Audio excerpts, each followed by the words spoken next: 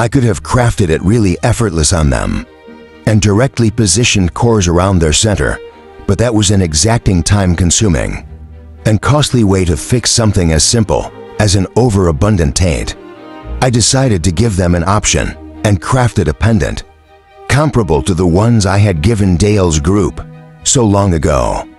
Of course, I had never explained what the pendants did, and since I had never seen them again, they had probably traded them off as unidentified, inscribed items. All right, attendants, you have 2 options. A clatter came from the stone table.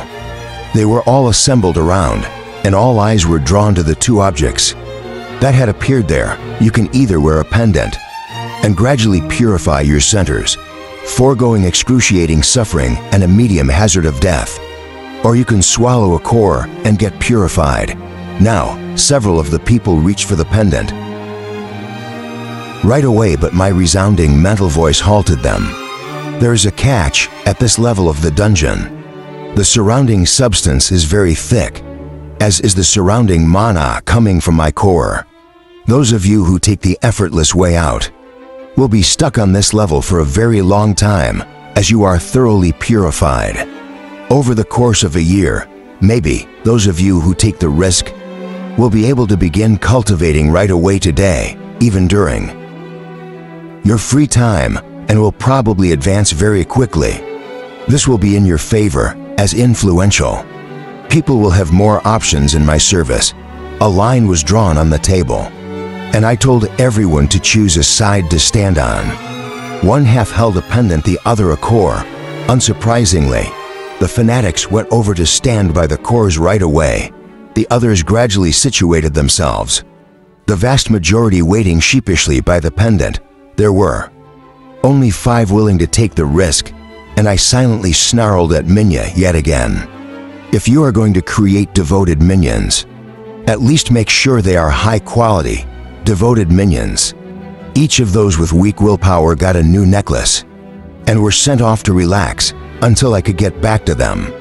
You would think that people that had left their lives behind them would be willing to take a few risks. Then I turned my attention to the people that would be the actual powers among my new attendants. Excellent. Even by making just this step, you have raised yourselves in my estimation. They seemed to perk up at that, and even more so at the next bit of information I fed them. This is actually a standard recruitment task for the Adventurers Guild. Most of their members need to go through something similar, so don't be too afraid. A couple of you are going to need to wait on this, although I'll give you all a cultivation technique right now. Don't use it until I tell you to, but study all the details. Even though it will be added directly to your mind, work at actively understanding it.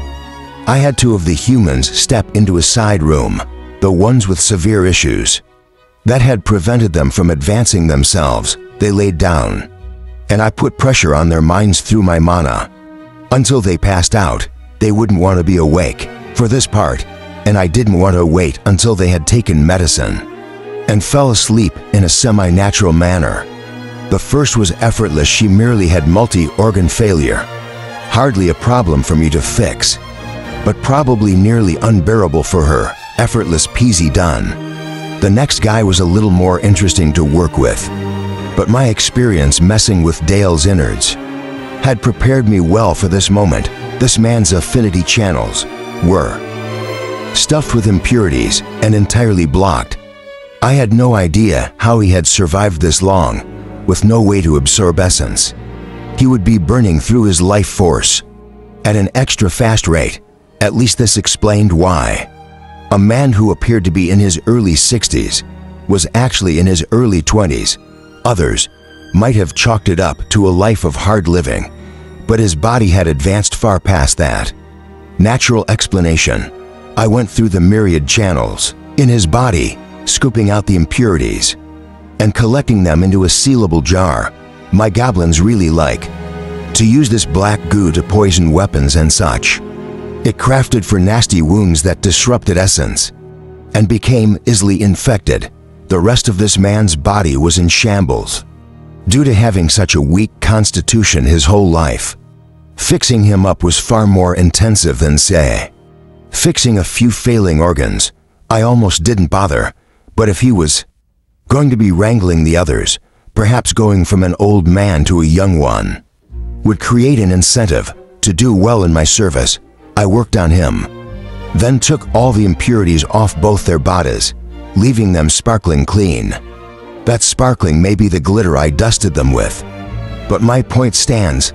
I left clean robes next to them and let them wake up. They both examined their bodies with glee, feeling better than they could ever remember. Feeling, they stood without hunching, without pain. Then they both dropped to their knees and started singing my praises. No, they were actually praising me as if I were. Enough of that, please. I'm not God. I have no wish to have actual angels dispatched against me or to have the church attack. So stop it. Treat me like a really generous boss. That is going to help you live forever. They both were beaming about that and seemed to get even more excited. So I decided to distract them. Oh, look over here. A memory stone with a decent cultivation technique. Hey you, the male, what do I call you? Call me Ender's Great Spirit. He responded as he pulled on the robe he had been given. How in the oh no, not you two, is that a side effect of fixing people? Our spiritual leader Minya informed us that this was the preferred method of addressing you. Enders respectfully informed me. What a surprise. Just fine. Listen, you have almost zero health issues right now. Your body is fixed, your meridians are clean, and your center is basically empty of essence and corruption, mainly because nothing could ever get through your clogged meridians. But that's beside the point.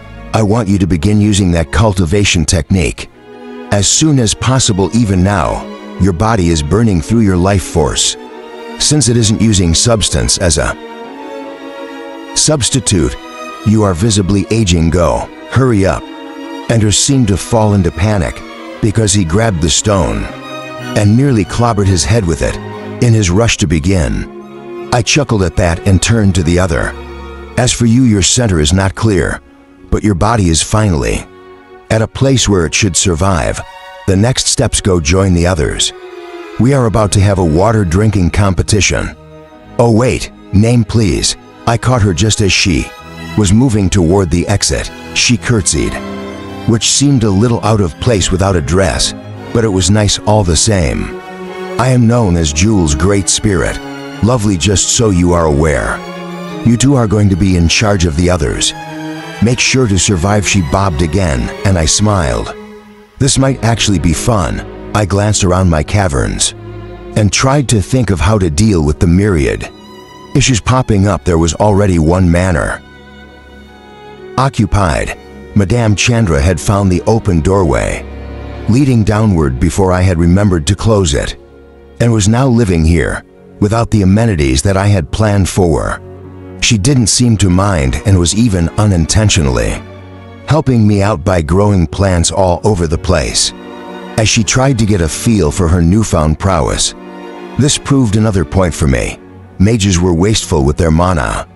I had suspected it for a while, but had never found a proper way to test for long periods of time so I could know for sure. Even so, my theory had been one of the main reasons that I had crafted this floor. When I say wasteful, I don't mean they litter all over the place. I just mean that they don't actually use their mana efficiently. When they cast a spell or use their mana for any reason, there's some that is just wasted no longer. Now, instead of floating free and eventually collecting into storms or mutating things randomly, I can gather the mana and either use it directly or absorb it into my own power to help my reserves grow. It's evident that mana is more potent than essence, but by testing it out, I was able to draw accurate conclusions about exactly how much more potent the runoff mana that Madame Chandra had unknowingly leaked for me. Over an hour offered almost as much energy as the accumulated essence I was able to gather on my first floor for a full day. There were now at least 100 wheat cultivators wandering my first floor at any given time. and they were no longer shy about diving in. At night, these academy students seemed extra motivated to kill and collect my mobs, and I had increased the amount available. Because of this, no longer did bashers move alone ever. The smallest team was now 10, as the humans had proven that one-on-one, they could now defeat my bashers every time. My first floors had gotten more dangerous as a result, but the people on them seemed pleased by this, instead of upset, and even sneered and laughed when they heard about people failing to survive. What a strange attitude to have. What was I talking about, right, Chandra? This a rank mage was all the proof I needed to deem my new floor a success. From here, I would accelerate the training of my attendants and hope that word got out to the Magis above. They should really hurry up, because the benefits of being here would be beneficial to both parties. But especially to me, I needed to advance, and it was time to get serious about it. Chapter 20. Dale, I'm not sure this is the best idea. Hans spoke in a whiny tone as they settled in on the mostly empty third floor. Dale glared over at Hans with a sour expression. This was the third time they had gone over this.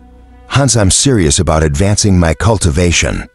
The only reason I'm going to leave is to get new missions from the academy, to drop off mobs or requested goods, or attend my instruction with the moon elves, or, you know, if we get hurt pretty bad and need help. Hurt by mobs, he clarified hurriedly as a knife appeared in Hans's hand. How do you know that this safe area will be honored by the labyrinth? Hans quietly inquired, twirling the knife over his knuckles and through his fingers in a beautiful display of dexterity. I don't, and that's why we are setting a rotating guard when we sleep.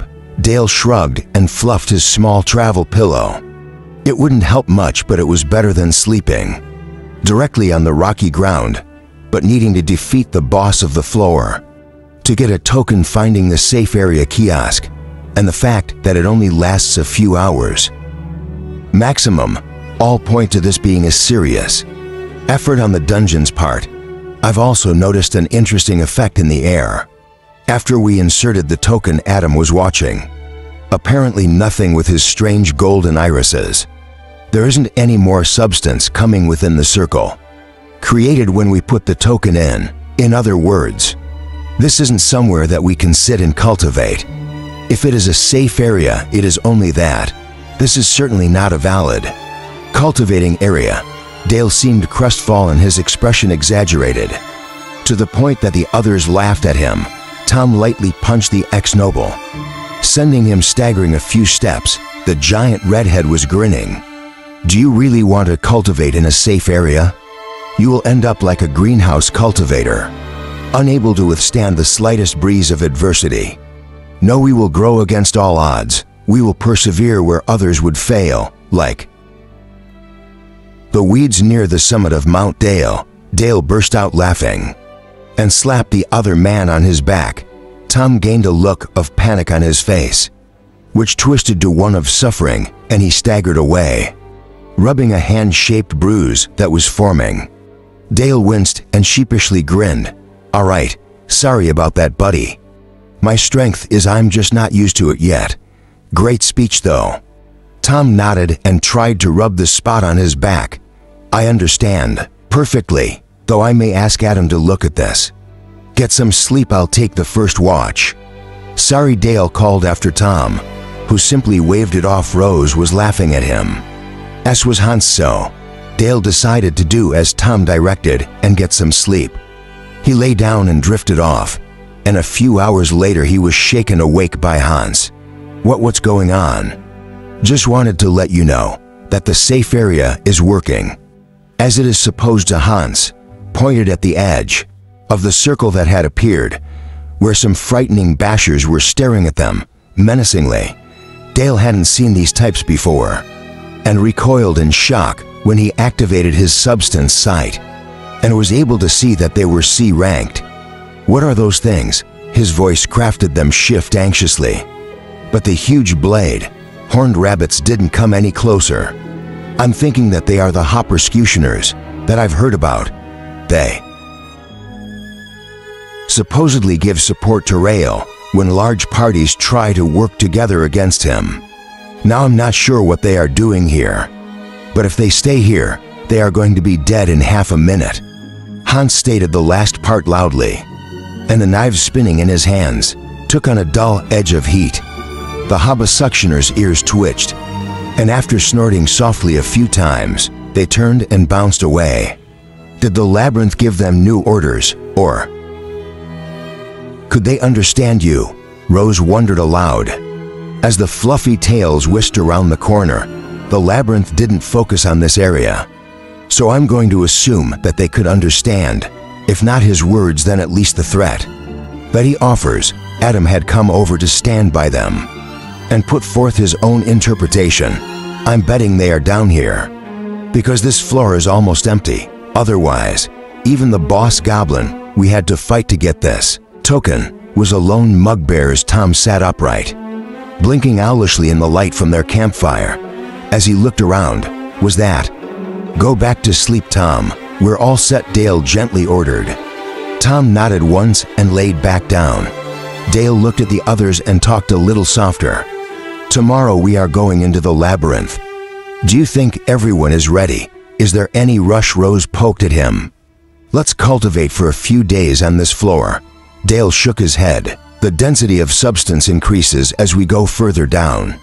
We can increase our cultivation in a shorter time. If we dance on the edge of oblivion." How poetic. I assume you mean, if we get especially close to that monstrosity of a boss monster that has its own floor. Hans shuddered in disgust. "I don't think it would be happy to have us wearing clothes crafted out of its skin. Maybe it will think we are smaller versions and just let us pass through," Rose countered optimistically. "If we could survive on deeper floors, I would have just had us pop down to them through a portal. The 5th, 6th floor, the one after the Mantor. Does this level count as a full floor anyway? They're too dangerous for us to cultivate on. We are only taking the scenic route because we need to load up on mobs and plants. The labyrinth is going to be different. That is where we will end up staying for our extended cultivation training." Dale was confident in his plans. "Works for me." Hans stretched and cracked his vertebra. "Can't get ordered to do things if you can't be found. Know what I mean? As for the floors, as far as I know, there are the 2 rabbit levels. This empty floor that used to hold the goblins in their fortresses. The labyrinth, the boss room, followed by 2 golem-filled floors of paths from the Tower of Ascension. I thought there was only 1 floor of those at the end." Adam voiced the question before Dale. "Could I hear things?" Hans shrugged, feigning nonchalance. "So if you count all of those as flaws, there are currently 7. Dale was raring to go but feeling ever more powerless. "All I hear is that there are unexplored treasures under my feet that I can't access. I was taught my limits in here a while back. I was in the room with the Monocore as a few mages fought it, and its mana was so overwhelming that I could not move. No matter how I tried, I hated that feeling, and I want to be able to fight that thing on equal terms. Give it a few decades, Dale." Hans smiled at the glare that was shot his direction. "You'll get there. A few decades is too long." Dale's mouth set in a firm line. "That's where this training comes in. We together are going to become strong enough to protect ourselves, our interests, and each other." "Ooh, so serious all the time." Hans pushed Dale on the chest, causing him to stumble. "You have the alternative for a near unlimited lifespan. Have fun every once in a while." "Where?" Dale blandly asked Hans, instead of rising to his bait. "I'll take you into the city and we can hum." Hans's brow furrowed. Then a devious grin jumped into place. "We can go to the Golden Sands." Brought Nopa to the abyss with it. Necromancer should be renamed Joy. Assassins, they literally killed all the fun in the world. "Fine, I'm in. Let's go get strong." They might have killed the fun, but couldn't they revive the area? Rose tried to banter with him. "I heard that the tourist areas of the city were dying. Maybe that is what got them all hot and bothered." Dale already proved his point. Rose, why must you taunt me with your beauty and hunted words? Are you just trying to get close to me? Hans fluttered his lashes at her. With our history, you are still trying that. Rose's hands inched toward her bow. Hans stepped toward her, shaking his head. Rose, feel my arm. Just do it. Why, it's part of me. So it is obviously crafted out of boyfriend material. Hans dodged gracefully, catching two arrows in his hands before the anger left her face. Careful with that, you might actually hurt me someday. Oh, I will. Dale, I'm fully on board with this training. The last sentence was said in an almost sickly, sweet tone. Well, let's not waste time. Dale woke the others, and they walked to the entrance of the labyrinth. They headed down the winding stairs, entering into the welcome room of the enormous maze. Dale felt a sudden suffering and flipped backward as a flesh cat missed a swipe at him. He was bleeding, so perhaps missed was the wrong word.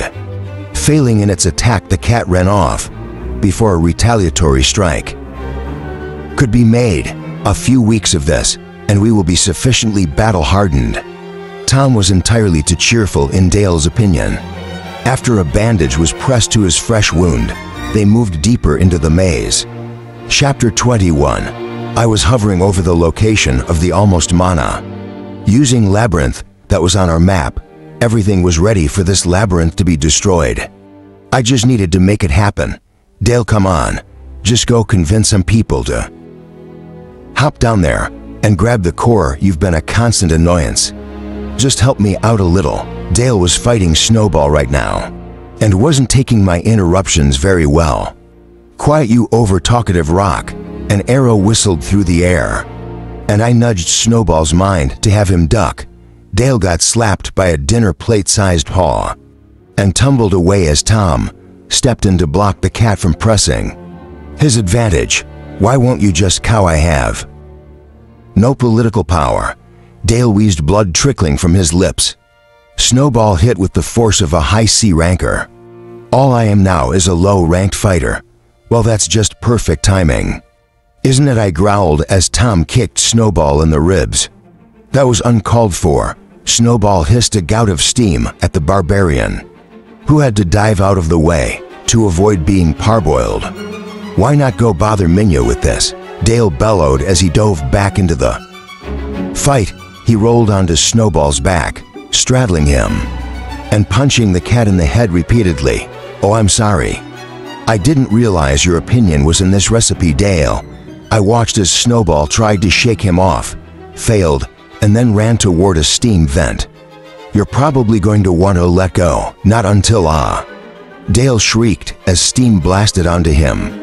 His enhanced body took the heat without killing him instantly, but nasty blisters now coated his skin. Now I know. It is strange to be happy about seeing him in pain, as he is me, but it was oddly satisfying to watch him writhing around on the ground as Snowball turned on him. Good thing that steam was natural and not substance created, or Dale's armor would have just absorbed it.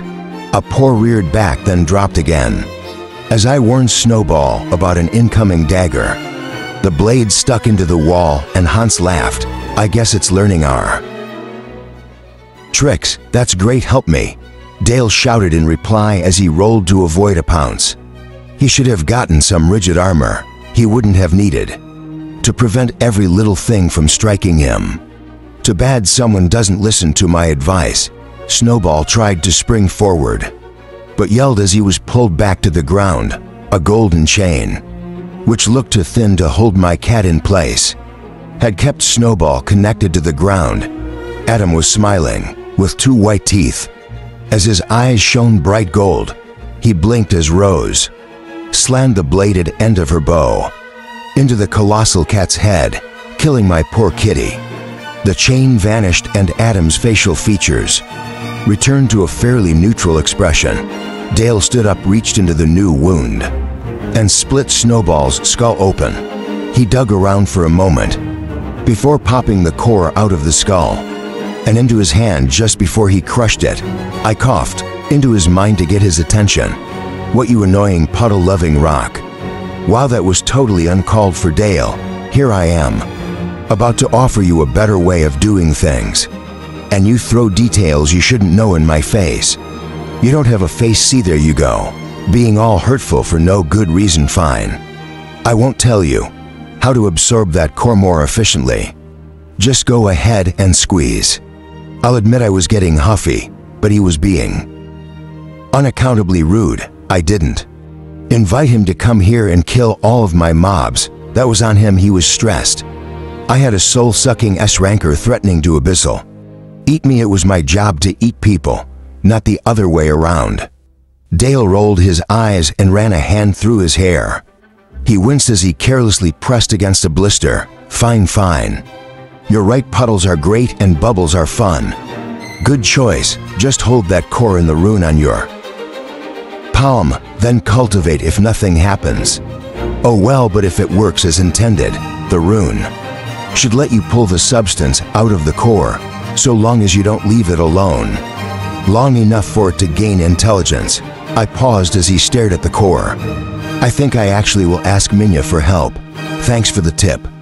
I tend to forget that you are one of my weaker people. Even if I have the most interaction with you. Dale ignored most of what I had to say, staring at the core in his hand with trepidation. This could become intelligent. I snorted at him. That give it a couple hundred years and sure, just like a tree can become self-aware. I didn't bother to stick around for what would assuredly be a scintillating rebuttal, but instead went in search of Minya. It didn't take me long to find her. She was the only person that was surrounded by guards and proselytizing about the wonders of the dungeon. Or me, I guess I held wonders. That was nice to hear. Come deep into the labyrinth and learn great secrets. Be healed of your wounds and have your cultivation bottlenecks shattered. Minya was shouting above the guard's orders. You are under arrest for the suspected massacre of over a dozen people. One of the men surrounding her was shouting back at her. Be silent, wench. Minya backhanded him, snapping his jaw and sending his unconscious body to the ground. No one tried to catch the fallen human. As Minya continued shouting, the guild sends a new police force, removes those in power, and sends our lives into turmoil. For stability, for honest work, and a boost in your abilities. Join me in serving the dungeon. You seem busy. I'll come back later. I started to return my attention down below, but Minya's eyes widened and she began yelling. Even now the labyrinth speaks to Emmy. What service is it that I can perform for the Great Spirit? You're really having too much fun with this, aren't you? Listen, I need the labyrinth core. From the labyrinth we are hovering above. I'm pretty sure it's a mage rank dungeon, but I don't have details. Can I get you to do this for me? I winced as she started shrieking her answer aloud. The labyrinth calls for a crusade. Who will join me in destroying the impertinent dungeon? We are above. I call upon my fellow mages. Minya looked around, beaming at the growing crowd. What would we get out of it? A B-ranked man stepped forward, greed warring with incredulity on his face. I threw out the first thing I could think of. I found a way that mages can reach a higher tier of laws. You think they'd be interested? Minya's eyes widened even further. Somehow I was surprised they hadn't popped out. The labyrinth offers a path advancement for any mage willing to do this task. You're lying or insane, the mage who had stepped forward stated flatly, turning away and vanishing into the crowd. Mages, what hazard are you taking? Minya called over the laughter. The mage leaving had generated. Either you do nothing and laugh at a perceived falsehood, or you are offered a path advancement. If the rewards are not as promised, it will be effortless for you to tell the others that I do not speak true, will it not? The laughter faded to muttering, and soon enough, a few people had stepped forward. Hey Minya, I'm not sure that welcome friends. She brightly greeted her temporary companions. Shall we begin immediately? Or do you need time to prepare? Can I get your names? I'm Shannara, call me Shan. A green-eyed elf was standing next to her and staring unblinkingly at Minya. I'd normally charge you for my services directly. And I warn you that, if the labyrinth does not follow through on the promise you crafted, I will charge you the normal fee plus danger. Pay a mercenary, a wild elf then, Minya grinned, as other people quickly stepped away from the group, with looks of fear or disgust, depending on their race. What are you bringing to the group? Poison and ice, take it or leave it, Shun hissed with narrowing eyes.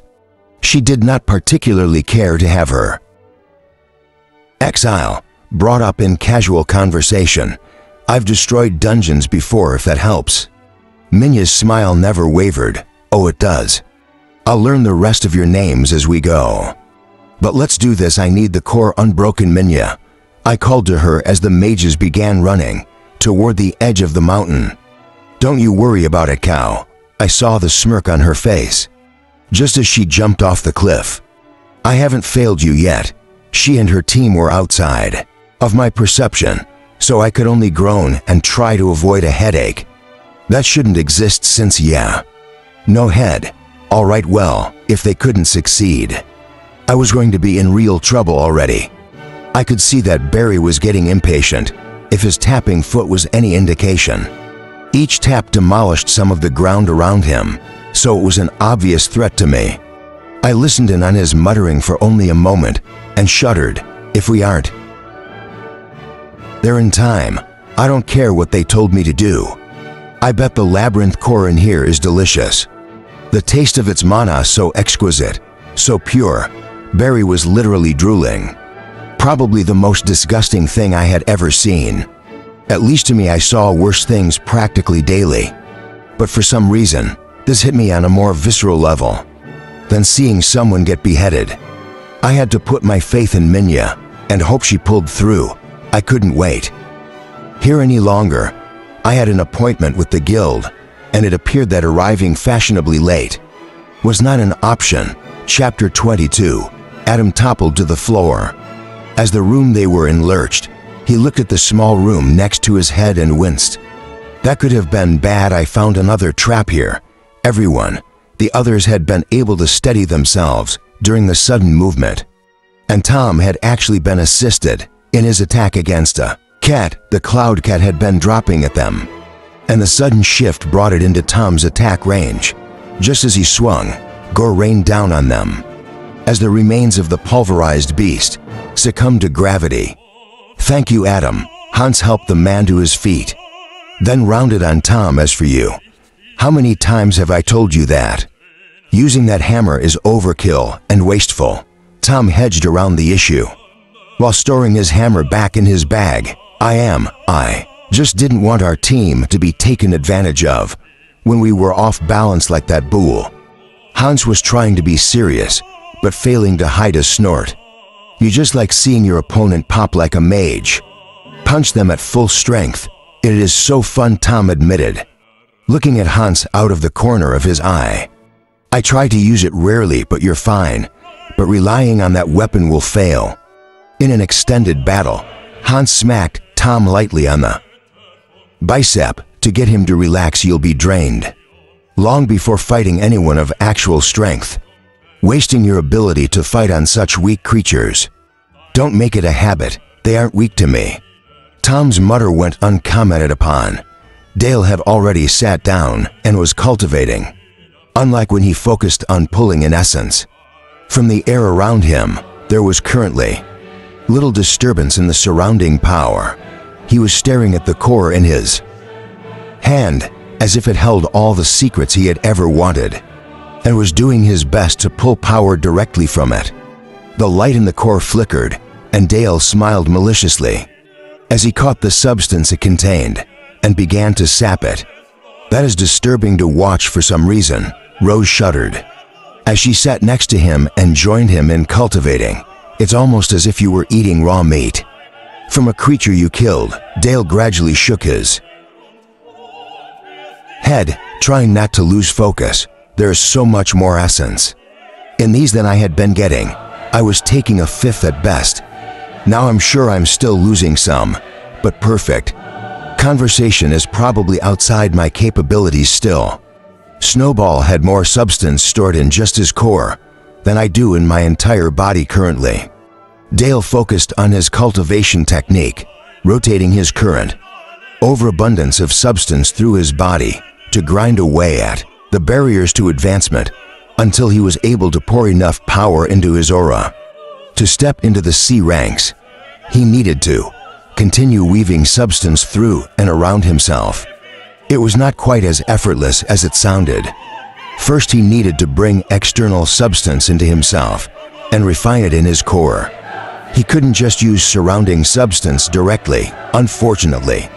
Then he needed to reach out and infuse his body with that power, down to the smallest particle. The only real difference in this step was the order you progressed. There were 3 potential paths here that led to the same outcome. Though each had positives and negatives, you could start the process by wrapping your externality is in essence, which would allow you to make more powerful barriers. From the outset, the downside was fairly obvious here. Your body would be less well protected against injuries if your shields were breached. The second option was to start at the outermost portion of your body, the skin. This would help you gain resistance to piercing and slashing attacks, but would leave you poorly defended against jarring blows or elemental assaults. Alternative no.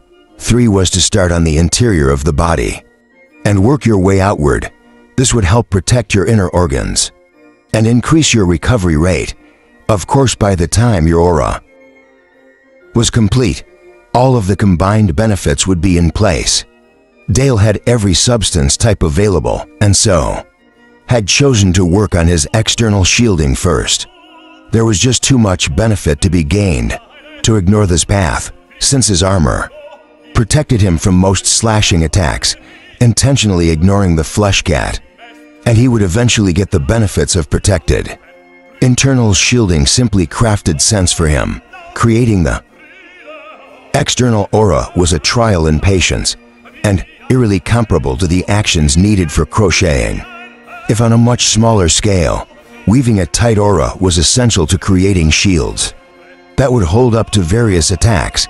After each knot was created and connected, Dale realized that the pattern was comparable to the drawings he had seen from the memories of a flesh mage that specialized in brain injuries. Each knot was comparable to what the mage had called a neuron and connected to the others, comparable to dendrites. How very odd. Did this explain why using an aura pattern was more natural?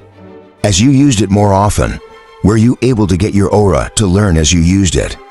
Would it become intelligent? At least a little. Did it matter? Dale shook his head and continued to work. He would save his more esoteric questions for the next time he saw Arturian. If he wanted to discuss or ponder philosophy, he needed to do it in a safe location. Continuing to generate more knots, Dale soon hit a stumbling block and opened his eyes.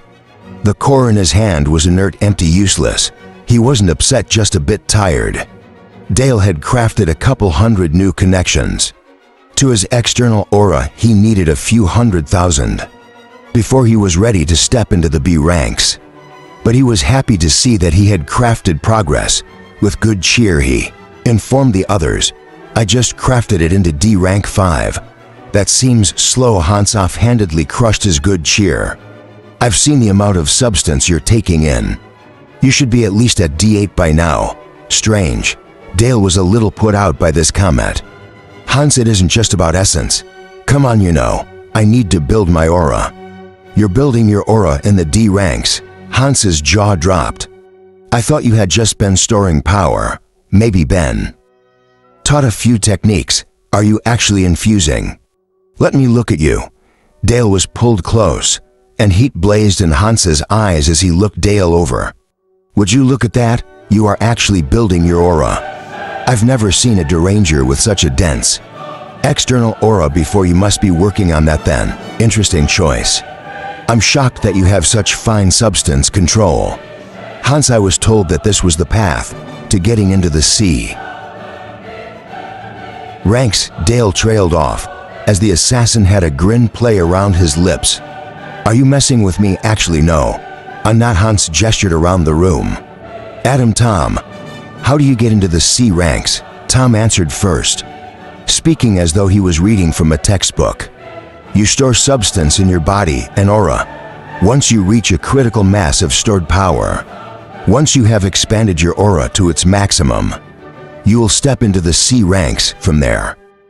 You will need further instruction. Any disagreements, Adam?" Hans looked at the cleric, who shook his head. Hans turned back to Dale. "This must be the moon elf. Craig wouldn't have steered you wrong without reason."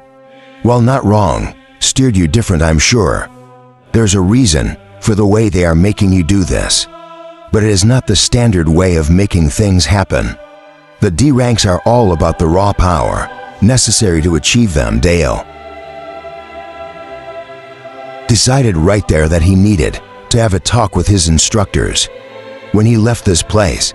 Until then, he barely stopped himself from doing something he would regret. Fine, Dale decided extra reluctantly that he would bear with this for now. He would trust that the people shaping him had the best results in mind for his advancement. No need to break something or come out with a substandard result because of his haste. He had an advantage currently, and even Hans had commented positively on his shielding.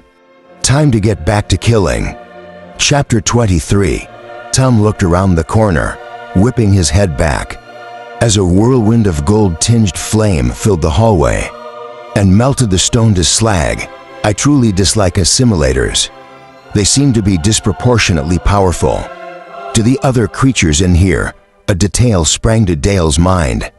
From the fading memories of his time, recombined with Cal, the labyrinth powers them directly with surrounding essence. They will get stronger and stronger until the substance in the area is reduced. Then they will weaken quickly.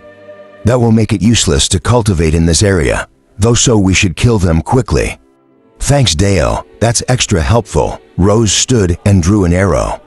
"So your advice is to kill the thing trying to kill us? If only we had thought of that sooner." She leaned out into the hallway, sighting firing and whirling back to safety. All in the span of a half-second, a bolt of electricity hit the wall where she had briefly appeared, scattering sparks and discharging against the stone.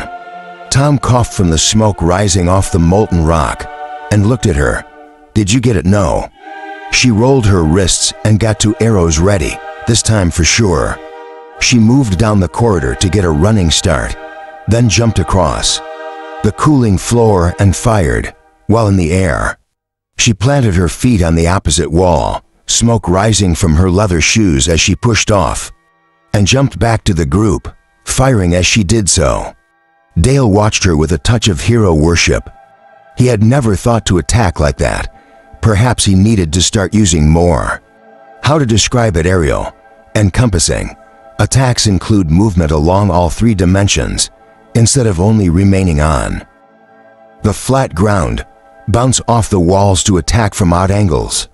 Rose nodded to indicate that she had landed an attack on the creature and settled down to wait, unless they wanted to backtrack and find a new way through the maze. They needed to let the stone cool enough to pass through. Assimilators only seemed to appear when they were near the center of the labyrinth, so it was a good bet that getting through here was their best option. They had been making a considerable amount of potential profit by going through the fourth floor again and again.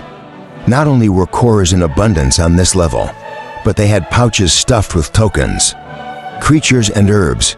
Dale had stuck to his promise to only leave the labyrinth for training and returning objects to the academy. But each of the others cycled out for relaxation, baths, or their own personal reasons. It had been a week since they came in here, and the constant stress and cultivation had been good for all of them physically, even if their mental state may have been in question. Hours of cultivating each day and night in an substance-rich environment had propelled each person forward, even if it weren't enough for them to advance in rankings. Yet, I'm almost at C rank 6. "Then she loved me," Hans muttered to himself, moving his head slightly without looking, so that the arrow coming his way landed in the wall. Instead of his head. "Knock it off, Mr. Dangerlicious." Rose broke into a grin. "Even if I wanted to be with you, would my grandmother approve of someone so worldly?" The others chuckled at that, and Hans muttered about how much he hated that wayward bard that had immortalized a story from his past. They all relaxed for a few minutes, crossing the hallway after it cooled and harvesting the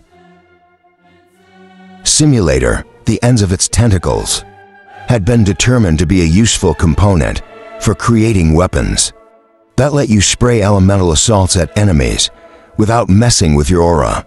Tyler, the innovative weapon merchant and council member, had found an excellent way to attach these to a multitude of various weaponry, as the weapons were cheaper and even sometimes more effective than enchanted or inscribed weapons of the same type. They were purchased en masse by F and D rank cultivators. Continuing to carefully explore, the party eventually crafted it back to the center of the maze. The swirling steam and mist were a good indication that Snowball, the cat, was awaiting them and that an ambush was likely. Dale glanced over at Hans. "Are you going to help on this one?" "Nope, you're the one who wants to fight all the cats and use them to get stronger. You for should have no problem working out how to take down the boss. I'll try to step in before any of you die." But Hans shrugged and shook his head sadly. "Sometimes things happen for a reason. Perhaps that reason is that you are weak." Very comforting. Adam rolled the golden orbs he called eyes, which did more to highlight their oddities than to show his displeasure. "No Warhammer." Hans pointedly stared at Tom until he reluctantly grumbled his assent. "Have fun, you crazy kids." Hans faded from view as the others stepped into the steam. Giving Dale a flash of inspiration, he pulled on his aura, shifting it from earthen shielding and into a misty camouflage. To the others, Dale's feet faded, then the remainder of him, and finally he disintegrated before their eyes. Before anyone could panic, he whispered to them quietly, "Don't worry, it's an aura trick. I might actually be able to get a sneak attack off on Snowball because the dungeon seems to be busy doing something else today. Just make sure that you don't get between us and the beast," Tom announced in a loud voice. "Else an errant attack could unintentionally fell you, and I feel that I would not be able to bear the shame of slaying yet another team member." A loud growl ripped through the area, a sign that Snowball knew they were there and that he was coming for them. Dale was getting excited and had to calm himself forcibly. Breathing hard or even a rapid heartbeat might give him away to the cat. Dale softly padded away from the group, finding himself crouching near a steam vent. Snowball usually went around them when he wasn't relaxing or attacking, so Dale hunched down and waited patiently. In a few moments he heard a soft, shushing sound that he had come to associate with Snowball's fur, lightly brushing against the ground. Dale smiled, his teeth showing through the fog momentarily. White fur coats were the current fashion in Mountaindale, and intact pelts were going for a high price as winter progressed. As the soft sound passed him by, Dale felt a disturbance in the midst of his aura. He launched forward, putting everything he could into a single attack. His fists slammed into Snowball's haunch, sending the cat flailing and hissing with suffering and surprise. Dale's smile faded as Snowball did something unexpected, using some form of ability that he had never seen before. The cat inhaled and roared at the steam. It seemed that he took direct control of the vapor in the air, because it shuddered at the tremendous volume and dropped to knee height throughout the room, all of it, but a human outline of mist hanging in the air. A few feet from the cat, Snowball sprang at the exposed cloud, but Dale hadn't stayed where he was. As soon as he realized that he was exposed, he had dropped to the floor and rolled toward the cat. A roiling mist dispersed as Snowball tackled it, But Dale had managed not to get hit. His teammates had also reacted. And now a full-scale fight had erupted. Snowball had already been weakened by Dale's attack, and his injury crafted it hard for him to deal with the multitude of attacks coming his way. He dodged away from a single arrow, but another took him in the flank and disabled his rear left leg. Dale rejoined the battle then, springing out of his position on the floor and punching the cat in the nose. The move was surprisingly effective, given that Dale hit as hard as a bear with his current cultivation rank, and that noses are notoriously fragile. Snowball's inability to respond to the blow was quickly capitalized upon. The fight ended a few exchanges later as Tom's ingot hammers rapped out a staccato beat on the feline's skull. Dale was soon looking at yet another core in his hand, excited about using it, almost to the point of ignoring his team. Hans slow clapped and sarcastically cheered for their team takedown of a beast that was by all accounts much too strong for the group. Tom cleared his throat and countered the assassin's condescending attitude. "My apologies, Hans, but I think that your sarcasm right now may be neglecting the fact that this beast, by all rights, should be far too much for us to handle, especially without powerful weapons like my warhammer. If you will pardon my saying, so you need to tone it down. Is that the correct expression with your current attitude toward our success? We can only make the assumption that you really and truly despise us. Perhaps this is the attitude that drives away the lady, Rose, that is, if you are actually interested in pursuing a relationship. None of us are currently certain of your sincerity or interest in any woman for that matter," Rose agreed, flicking her sweat-soaked hair out of her face. "No one wants to hear negative comments all the time. It makes us despise being around you." Hans had a genuinely grotesque look on his face by the end of this tirade, and his hands were frozen mid-clap as the others got to work harvesting the now red-furred cat. Rose could hear him muttering, "Is that really why I've been?" Chapter 24. Dale walked out of the portal and into town, looking around with haunted, tired eyes. The week so far had consisted of sneak attacks from every angle, and his battle readiness was getting near its peak. He moved more fluidly, staying balanced and on the lookout for any danger, no matter the form it might take. He breathed out, fashioning his aura to shroud him in swirling white, and nearly vanished in the snowstorm as he walked right. Then Dale decided that he might be in love with the myriad applications of aura. He walked over to the area that had been designated to meet with the elf and looked around with pure paranoia. The small field he had been ordered to in their last session was utterly filled with snowmen, full-on child fantasy snowmen. Carrot noses, black rocks for smiles and eyes, and thin twig arms. Dale flinched as his instructor's voice rang through the swirling snow. "Nice try with the aura, Dale. With that level of detail, you will only be able to fool humans up to the D ranks. If you are lucky, most others won't bother to see who is trying to sneak around. They will just blast the area." Dale felt a chill that had nothing to do with the bitter air. He hadn't even thought about what would happen if someone did see him. Anyone that would care would probably do exactly what the elf had said, and blast the oddity to kill a presumed thief. He grumbled a bit, but dropped his camouflage aura completely. Excellent. Dale was anxious about how cheerful the elf seemed to be. "Today we are going to be working on your perception. I love perception training. It gives me free rein to say. You should have seen that coming. Your test tonight, Dale, is a game I like to call Monster or Snowman. If you get too close to a monster without attacking it, the creature will attack you. Let me clarify, it'll actually attack you either way, but you'll get the first blow in. If you smash just a regular snowman, well, why ruin the surprise you have until dawn? Then all the monsters that might be in there go free." Dale stared at the field stuffed full of snowmen. How close did The elf say he could get. He didn't say, did he? Dale moved forward a few more steps, then activated his substance sight. The field lit up in swirling colors.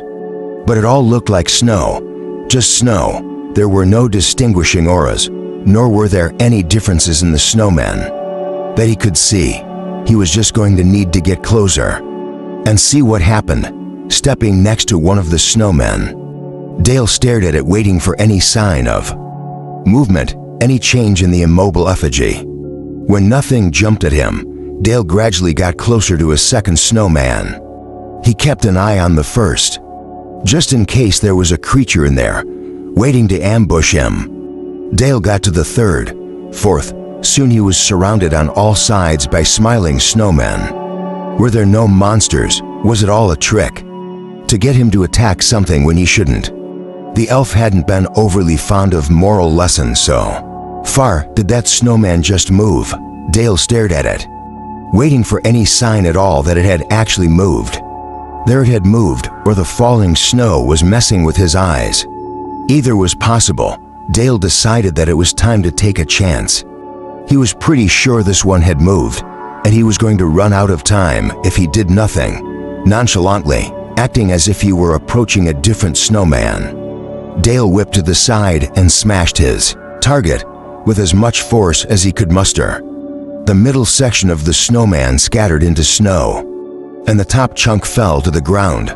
A blue light momentarily appeared over the side of his demolition, and he heard the elf chuckle. That was a bad idea. I'm surprised and pleased that you waited until you were near the center. Bad for you, though. This is going to be entertaining. Dale still couldn't see the elf, but he had a sick feeling in his stomach about this training.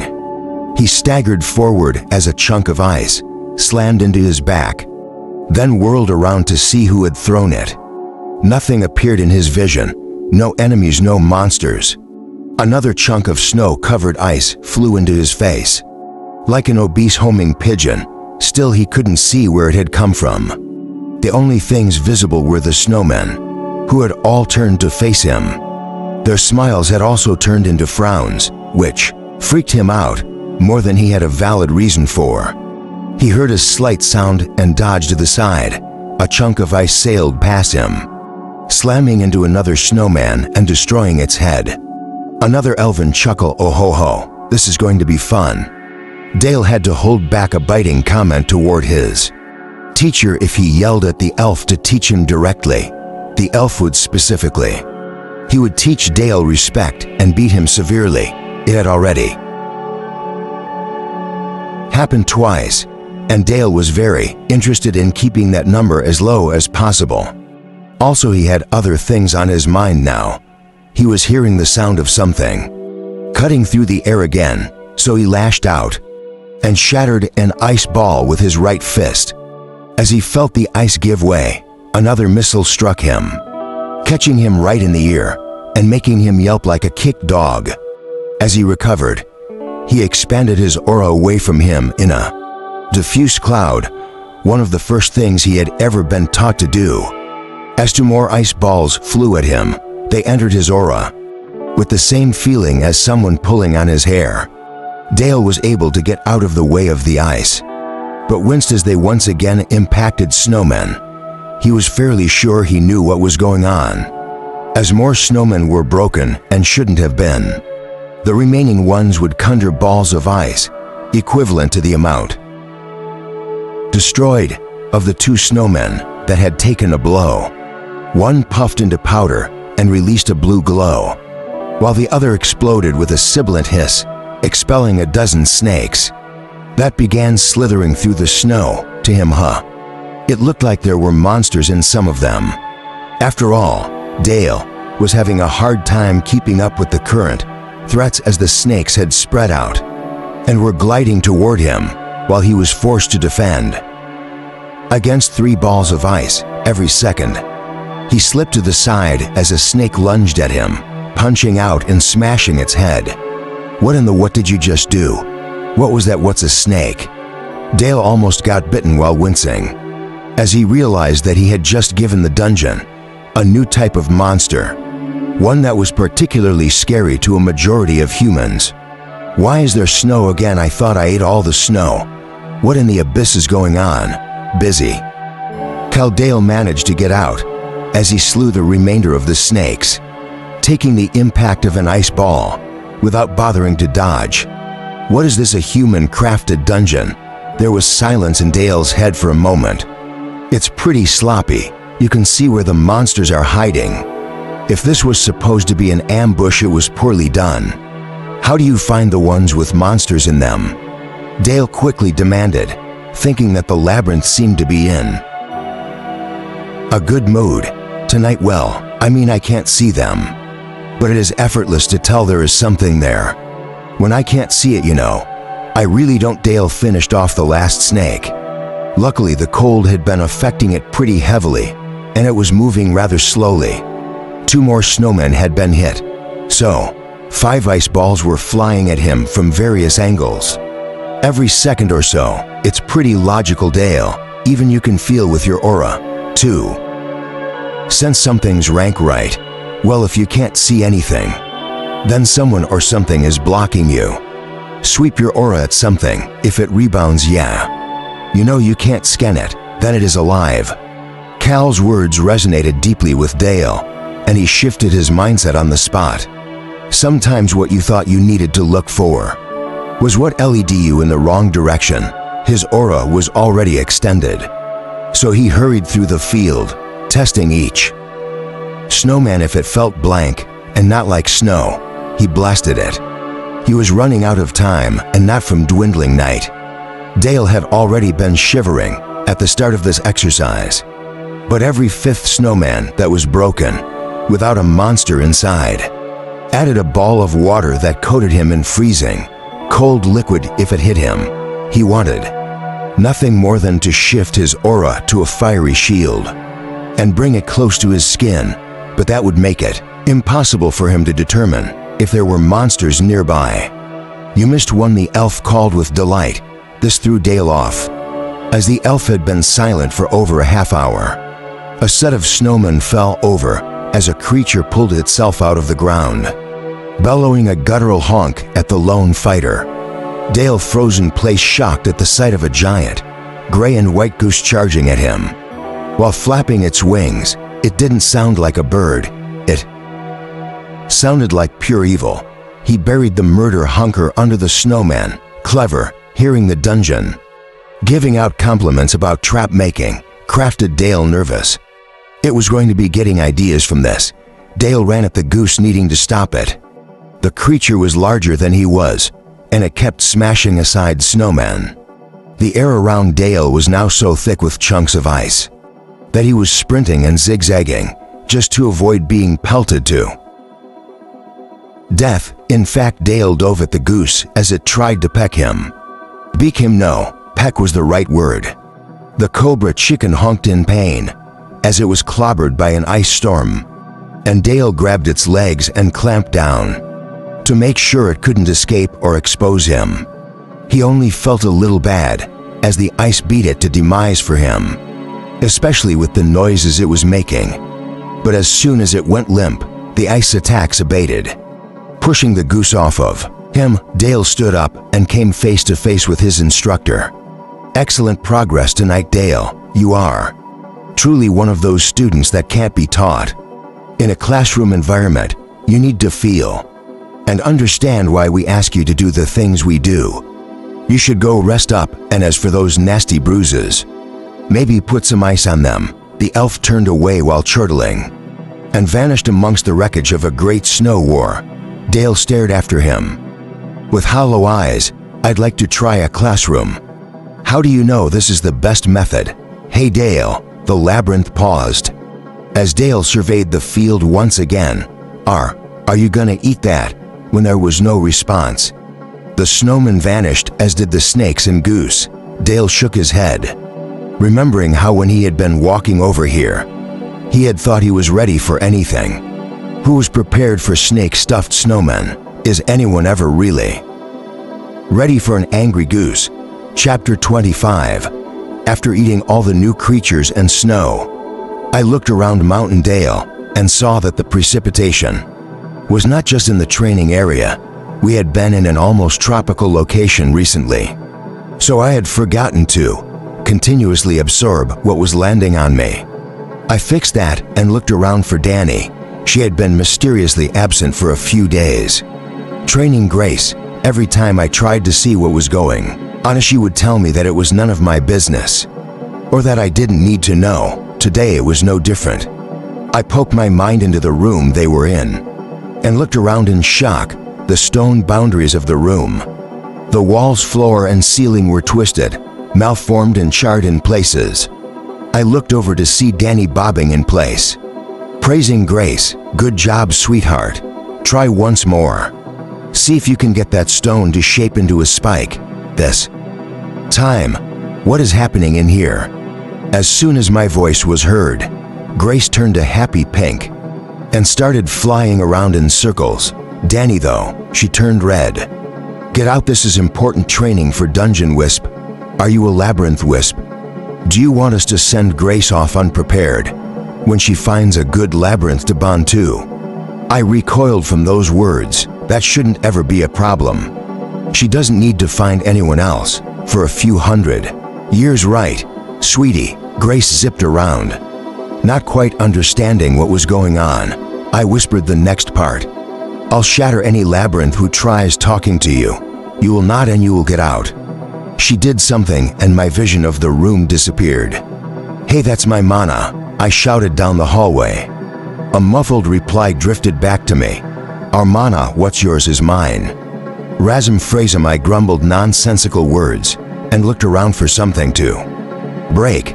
My eyes landed on Artillery Bob. "Bob, how are those weapons looking?" Artillery Bob looked up from the huge chunk of opal. A few other Bobs were chiseling. He wiped his brow and nodded. "They are looking good, Great Spirit. My only concern is the mana that you are planning to power them with. I'm not certain she can take the stress." "Don't personify a system, Bob." I understood his concerns, but he needed to do this. "It's our only hope, Bob. I'll look it over before we use it and make sure there are no flaws. It has to be perfect. And the Bobs are the only people I trust with this." Artillery Bob stood straighter, eyes shining as he saluted. "I will make it so, Great Spirit." "Many thanks." I drifted away slowly. I was making a series of infernal cannons to try and hurt the S-ranker if he ever tried to absorb more of my dungeon, but there was no guarantee that they would work against the powerful being. I only had hope and soon cannons. For now, though, our interests were beginning to align. I wanted to attack the necromancers that had taken Danny hostage, but the fact of the matter was that I was too weak to do so. This Barry seemed to think I would be an essential factor in the war, but I didn't see how.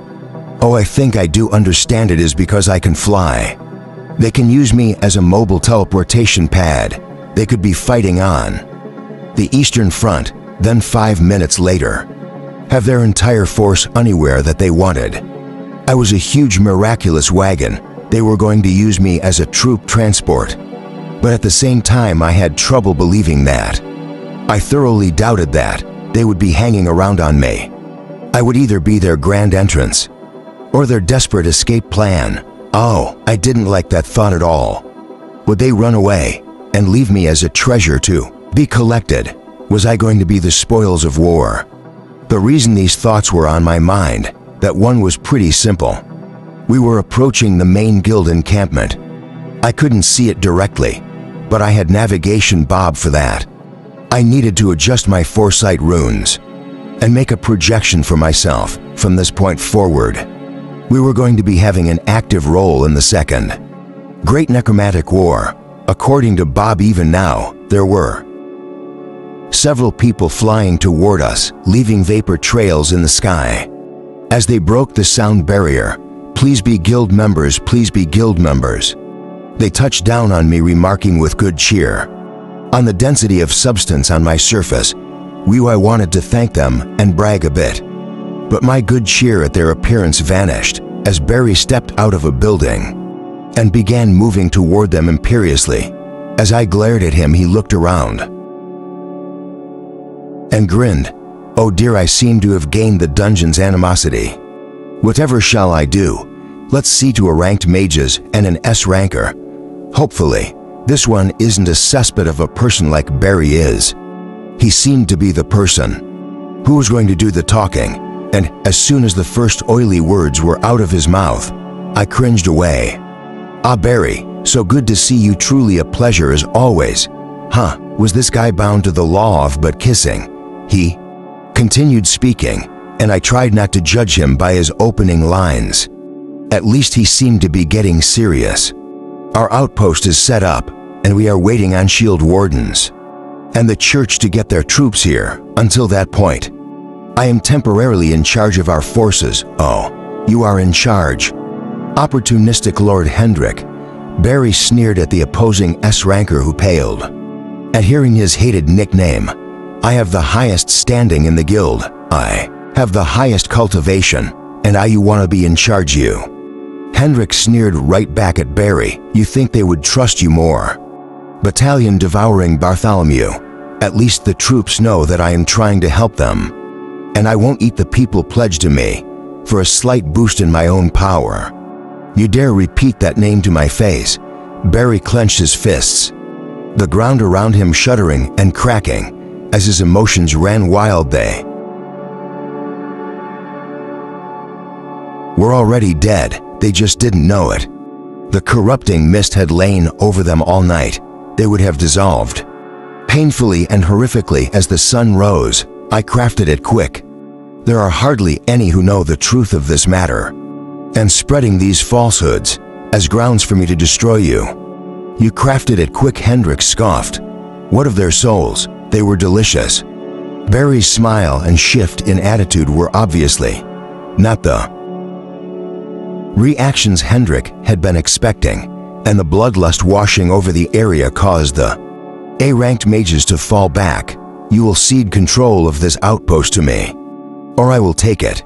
Hendrik struggled for a few moments, then rolled his eyes. Fine, take it, you abyssal psychopath. The regional guild lord will be here tomorrow anyway, so enjoy your power over others while you can. Let's start with you. Barry pointed at an area off to the right of the camp. I need a place for this mountain. Check for anyone alive down there, since you obviously care so much about the fate of fishies and the like. Anything down there will be crushed, and it is unlikely that we will be mobilizing for any length of time. I don't want this thing spotted until it is too late for the corpse lovers to do anything about it. Interesting. Landing may actually be of benefit to me, though I was loath to do it without good reason, without the need to stay afloat. I could rebuild my substance reserves and finish tasks in days that had been projected to be completed in weeks.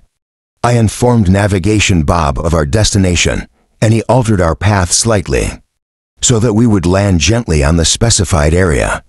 See how well trained I already have this dungeon. I was taking it back as I heard Barry bragging. I merely tell you where it will go and it does. The rest, just wait until you see the improvements I crafted for our troops. For that comment alone, I would make sure this man was a casualty in the war. Chapter 26. I was as nervous as a new father. As my mountain was set down on the plain, carefully, you can move slower than that. Navigation Bob was sweating heavily as he tried to follow my orders.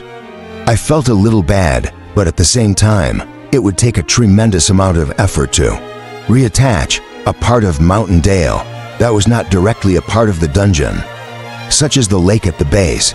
If that cracked or the water sloshed out, it was gone until I finally extended the labyrinth proper. To that point, I am doing my best, Great Spirit.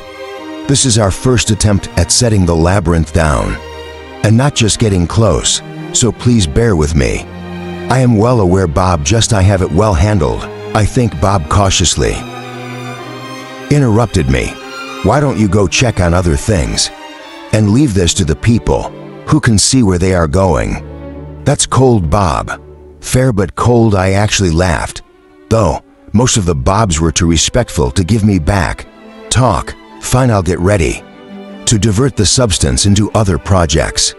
Any word on Minya? Has anyone seen her, heard from her? Perhaps another Bob would be willing to help you. Great Spirit Navigation. Bob spoke, through a clenched jaw, as he used his whole body to shift a section of the rune. Scripting that was keeping us afloat. I didn't reply. Instead, going to another Bob and asking. His response crafted me groan. Why not try and contact her directly, Great Spirit? Because I forgot to do it, that's why. It hadn't really been a thing I was used to doing. Because the last times I had attempted to do so, Minya had been in an area that was designed to interrupt our communication. I reached for our bond and sent my thoughts along it. Minya, how are things? Did you get it yet? I waited a few moments, but there was no answer. Was she still in the dungeon? Was it blocking her attempts to communicate? I knew that I could do that, and had in the past. But if it was something all dungeons could do, I needed to find a new method of communication.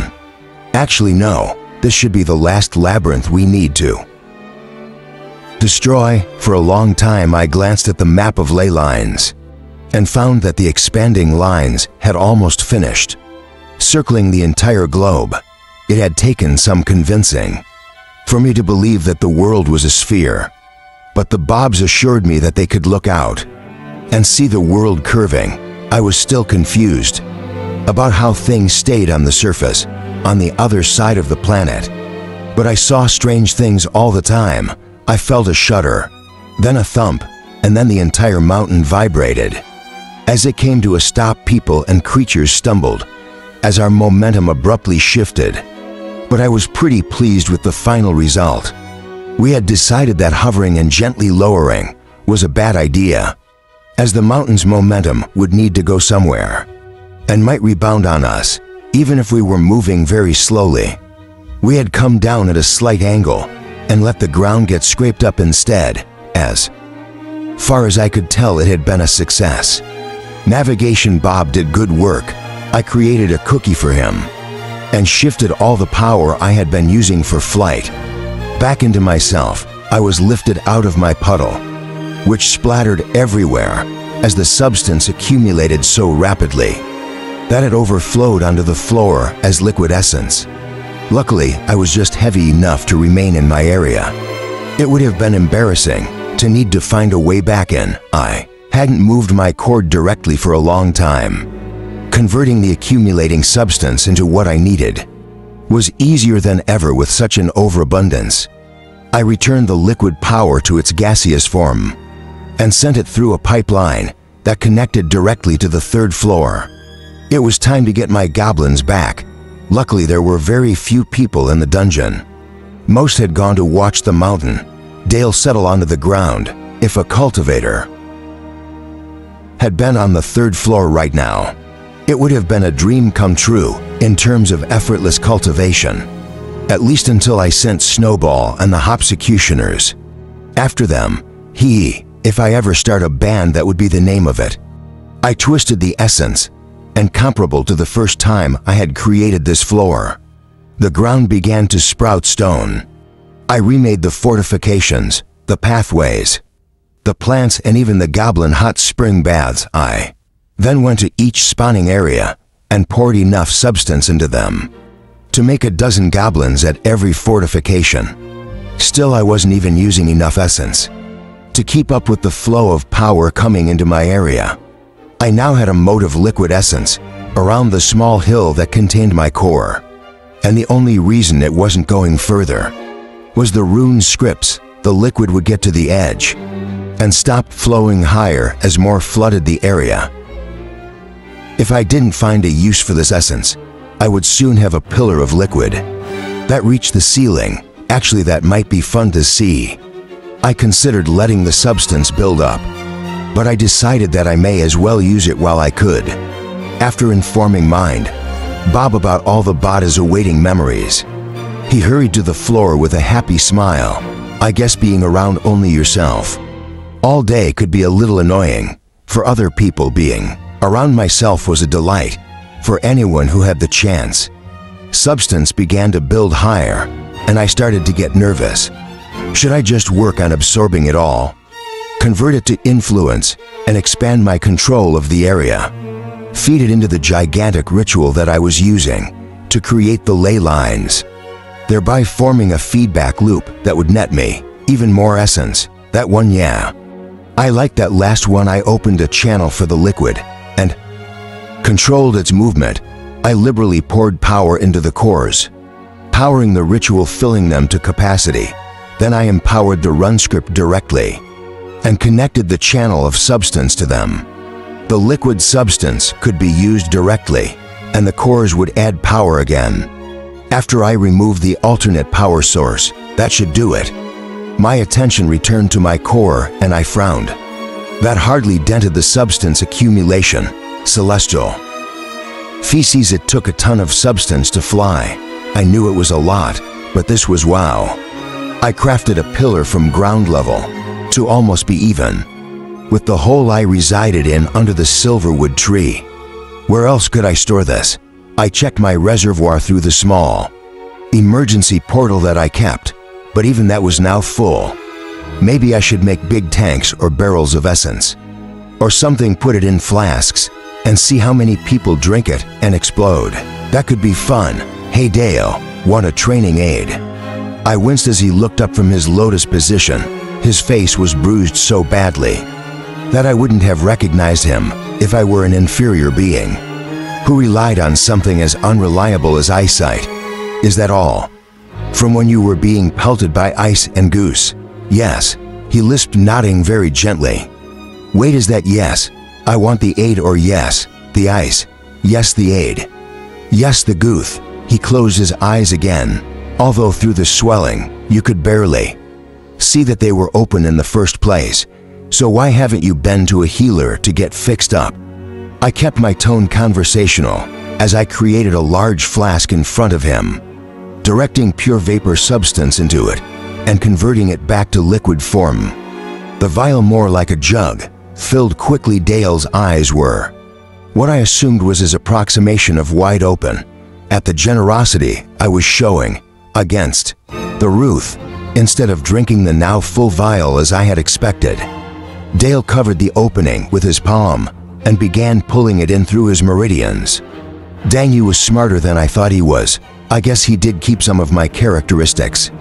Fifth help, thanks. I wanted to say something, but he looks so abused right now that I figured I would be better served working with the overflowing substance again. I positioned a few small vials and chests on the first and second levels, with just enough substance in them to pop anyone below the C ranks. I wanted to see who had more ambition than brains. This should be funny next to him, I guess. Expanding influence. I went back to my core, morbidly curious about how high the liquid had expanded. To my confusion, relief, and confusion again. The liquid had not gone past the base of the silverwood tree. I could see the substance pouring in and welling up, but it seemed to be vanishing. After that, I had a stable amount of substance and no more. Could it be that the tree was taking it all in? I was impressed, awed, and a little jealous over its apparently endless capacity. There were no outward signs, and there was no overpowering aura coming from it. The tree was just thirsty. Not my problem, I guess. I connected to the veritable pool of essence and began converting it into influence. I packed the influence into the ground and began expanding my body. If I hurried, I might be able to claim the entire Skyland as dungeon. If I really pushed, I might be able to take some of the surrounding countryside with me as well. Chapter 27. Dale sighed in relief as he sat in closed cultivation. This wasn't an extra special process.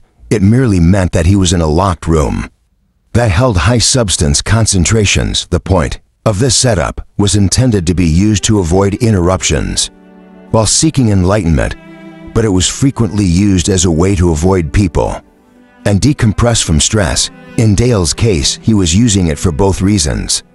His team had requested a day off, which he agreed to as he was a member, not a dictator beyond that. He really didn't want anyone to see him right now. He was beat beyond recognition. had lost his nobility and had somehow gone from a champion of the people to a laughing stock overnight. Tom had even attacked him initially when he came back, which was why he was so happy to agree to a break. Tom had thought the bloated and malformed infected had returned to the dungeon, and only Adam's hasty intervention had saved him from a full-power Warhammer smash, forcing himself not to roll his eyes at the memory. Moving at all hurt, Dale looked around the small stone room he was in and gulped. Some water would be nice. But this was a breakthrough room, designed as a sensory deprivation chamber for those that were close to ranking up and simply needed to clear their minds and let ideas come to them. Dale was using it as an escape, as well as a hiding place. Who bothered those who were getting close to a breakthrough? He glanced at the mostly full jug of pure essence in front of him, beside the labyrinth, I guess. His eyes closed once more, and he began directing the new substance into his body, while making new connections for his external aura, without needing to constantly stop and restart. After cultivating, he was building his aura at record-breaking speed. It was still tedious and time-intensive, but this liquid substance jug held more substance than he could gain from 24 snowball cores. He closed his eyes and returned his mind to his aura. Loop, twist, loop. At some point, Dale ran out of available essence. He knew that he had, but he was in a trance of working. Building his aura had become rote automatic and necessary for his mind. Darkness began to close in on him, and as his thoughts fell into tunnel vision, a light appeared and began to peel away at the fringes of the encroaching void. Tut tut, boy, the voice was familiar, Artorian. Even if you are only my disciple in name, I can't have you dying from self-inflicted substance withdrawal. Let's stop that working on the aura and get you to bed. How does that sound? Sounds good, Dale muttered around his swollen lips. Those are some impressive bruises not healed. I bet your combat teacher is trying to teach you to fight through the suffering or some nonsense. Artorian swept Dale up and put him over his shoulder. Bah, as if you wouldn't seek healing in some form or another. During a battle, a gentle warmth filled Dale as Artorian started to glow. Sunlight helps everything, at least a little. Except for the undead, melts them like butter. He chuckled once more, and that was all Dale remembered. He woke with a start, looking around in confusion. He was laying on a bed crafted of pillows, and when he tossed off his blanket, it turned out that he was covered in pillows as well. The blanket he had tried to remove went sailing into the wall and exploded in a puff of feathers. Moving more carefully, Dale managed to crawl out of the pillow pit and get onto firm ground. So much floof. I'm surprised he isn't a pillow mage or something. Actually, that title seems a little indecent. He felt at the bruises on his face, but they had fully healed, or were at least no longer painful and swollen. Dale wanted to find Artorian and thank him, but the man had apparently gone to do other things and was nowhere to be seen. Next, Dale felt entirely drained. His substance was flickering, having barely restored itself from surrounding essence. While he slept, he sat down and began to pull in essence. Feeling relief wash through him as his starved body greedily ate the power. As his substance started to increase rapidly, he felt his aura and was shocked. There were tens of thousands of minuscule connections that surrounded his body, over 100 times what he had in place the day before. He continued to pull in essence, pausing when a thought struck him. His cultivation was so slow, and there was someone he could blame for that. Cal, Dale firmly announced to the room when there was no response. He glared and added a touch of substance to his voice. Cal.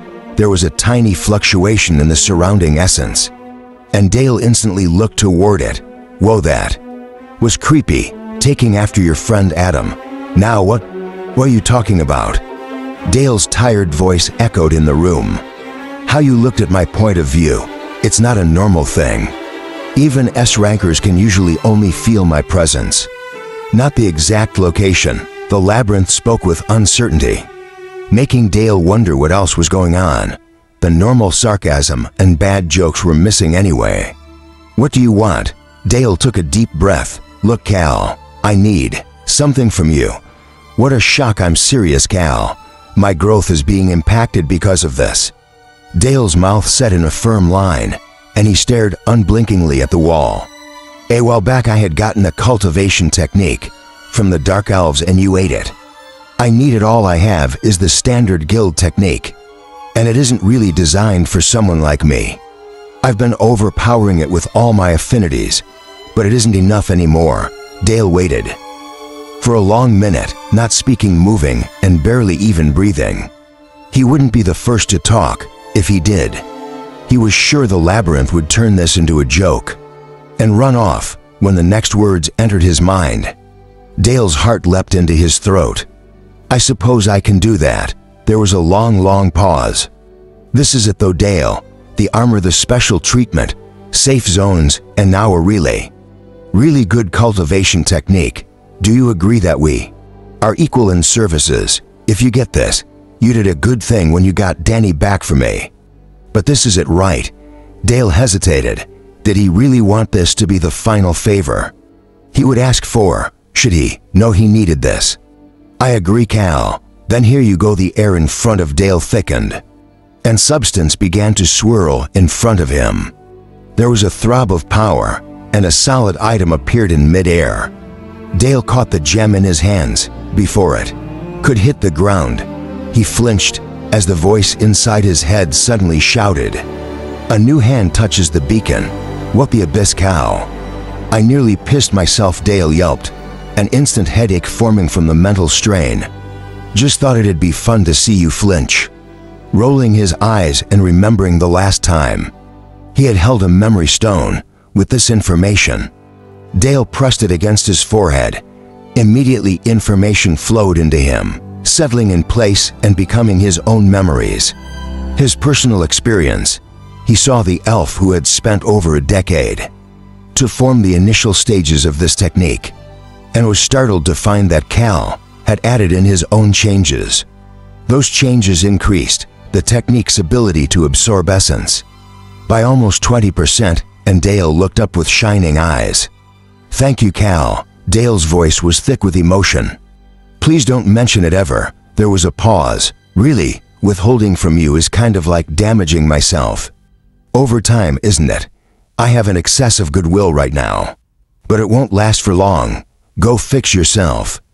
Dale waited to see if anything else would be added, but the fluctuation vanished, and he knew he was alone once more. Remembering the details of the cultivation technique, he gulped nervously. Altering a cultivation technique was dangerous under normal conditions, and as had been put in place and sealed by Father Richard.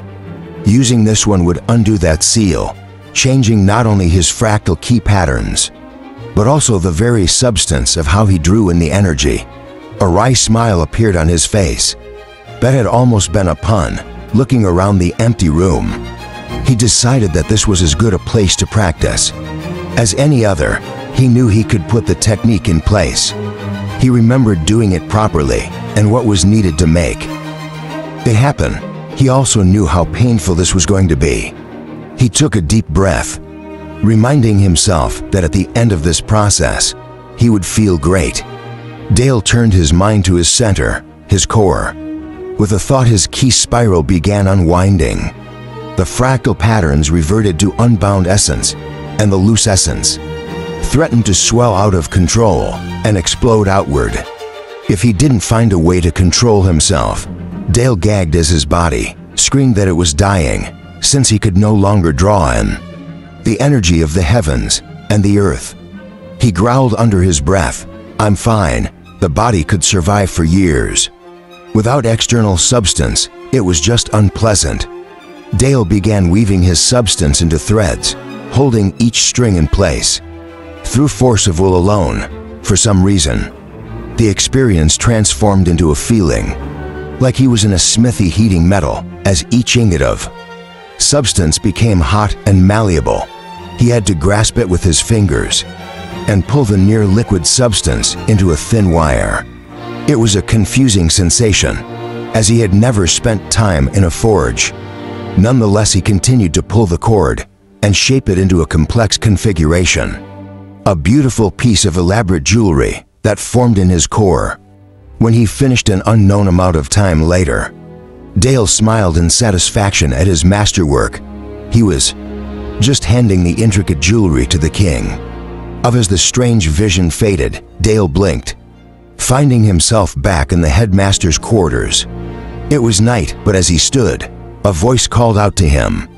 "So my boy, it seems that you felt that you couldn't leave without saying goodbye." Dale turned and smiled. At the hedonistic posture Artorian had taken, he was lying on a mound of pillows, with a plate of fruit and a glass of wine, smoking from his hookah. A robe, possibly silk, was wrapped around him. Dale rolled his eyes at the excess, thinking that perhaps they had initially agreed to a salary, which was far too high. "No, headmaster. I was having a breakthrough of sorts. When I first came in, I honestly thought you had died. Sitting on my favorite pillows, and I would have hated to throw those out. No key spiral usually means dead or crippled cultivator. Now though, well, you seem to be getting healthier by the second." It was true, even the passive absorption of essence with this technique outstripped Dale's previous by leaps and bounds. He could barely wait to see what the active cultivation looked like. Dale wasn't sure how much to tell this man. Then again, he had saved his life and brought him into his home to recover. "The labyrinth and I have a special relationship. I did something for it recently, and it repaid me with a technique that I desperately needed." I see Artorian nodded, eyes half closed. "Well, I trust that you are well enough to head off. I do have some other things to take care of." Dale nodded and said his farewells, while Artorian thought long and hard about his next actions. "I see no other real choice here. Excuse me, dungeon. I would like to make a deal," Artorian spoke, and a small fluctuation in the surrounding essence assured him that the labyrinth was listening. Chapter 28. Great Spirit, I have news. Bob Prime was shouting into the third floor, his mana-enhanced voice rattling goblins and adventurers alike. A few started running to the exit, making me sigh as they avoided walking into traps or going for raspberries from my sneaky monsters. "Hello, Bobby's Primus." Bob didn't react to my teasing at all, so I just told him to report. "Photographer, Bob has spotted Minya and two others flying toward us. With all haste, there seems to be some form of atmospheric disturbance behind them." Bob finished the last sentence hesitantly. "Oh, they must have succeeded." Then I pondered what to do next. "Bob, you have heard that a labyrinth can become a disaster zone when it loses its core, correct?" "I have, but I do not understand exactly what that means," Bob confessed apologetically, even as he opened a secret panel and left the floor. I'll use myself as an example. I looked around and lit up a section of the wall. Let's use this wall to explain. This section is crafted of a combination of cursed earth, labyrinth-grown stone runes, and is just stuffed with essence. That's the wall as we get lower in the dungeon. The objects are formed with my mana, in some cases as pure as my substance is. I still store all of the corruption that I should have, floating around in me. Now my influence is also a factor here. Soon this entire mountain, and then some, is going to be part of me. If my core were to be taken out of here improperly, all of the substance, corruption, and ruins that I keep in check would be loosed. So anything not in your core would start to leak into the surroundings. Bob paled, and he swallowed as he looked around at the purple, cursed earth. Over time then, as more gets loose, the remainder will get loose faster. Eventually it will all go boom, unless something takes control, absorbs the excess, or if it is exceptionally stable. I think the disturbance behind them is the remains of the labyrinth going boom. I need to direct more power into the ley lines leading there. Let's see if I can't absorb the excess. Before things get weird, I always like a challenge. These ley lines were fun toys, and extending the range from which I could absorb energies was very beneficial. I looked at the map and frowned as I found blank spots in areas around the world.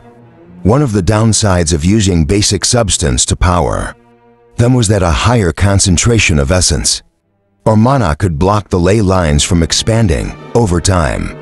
I could gradually make them stretch into the area, but that wasn't good enough right now. I needed to make a statement here. To flex my power and take control, Minya touched down on Mountain Dale and ran toward the entrance to my dungeon.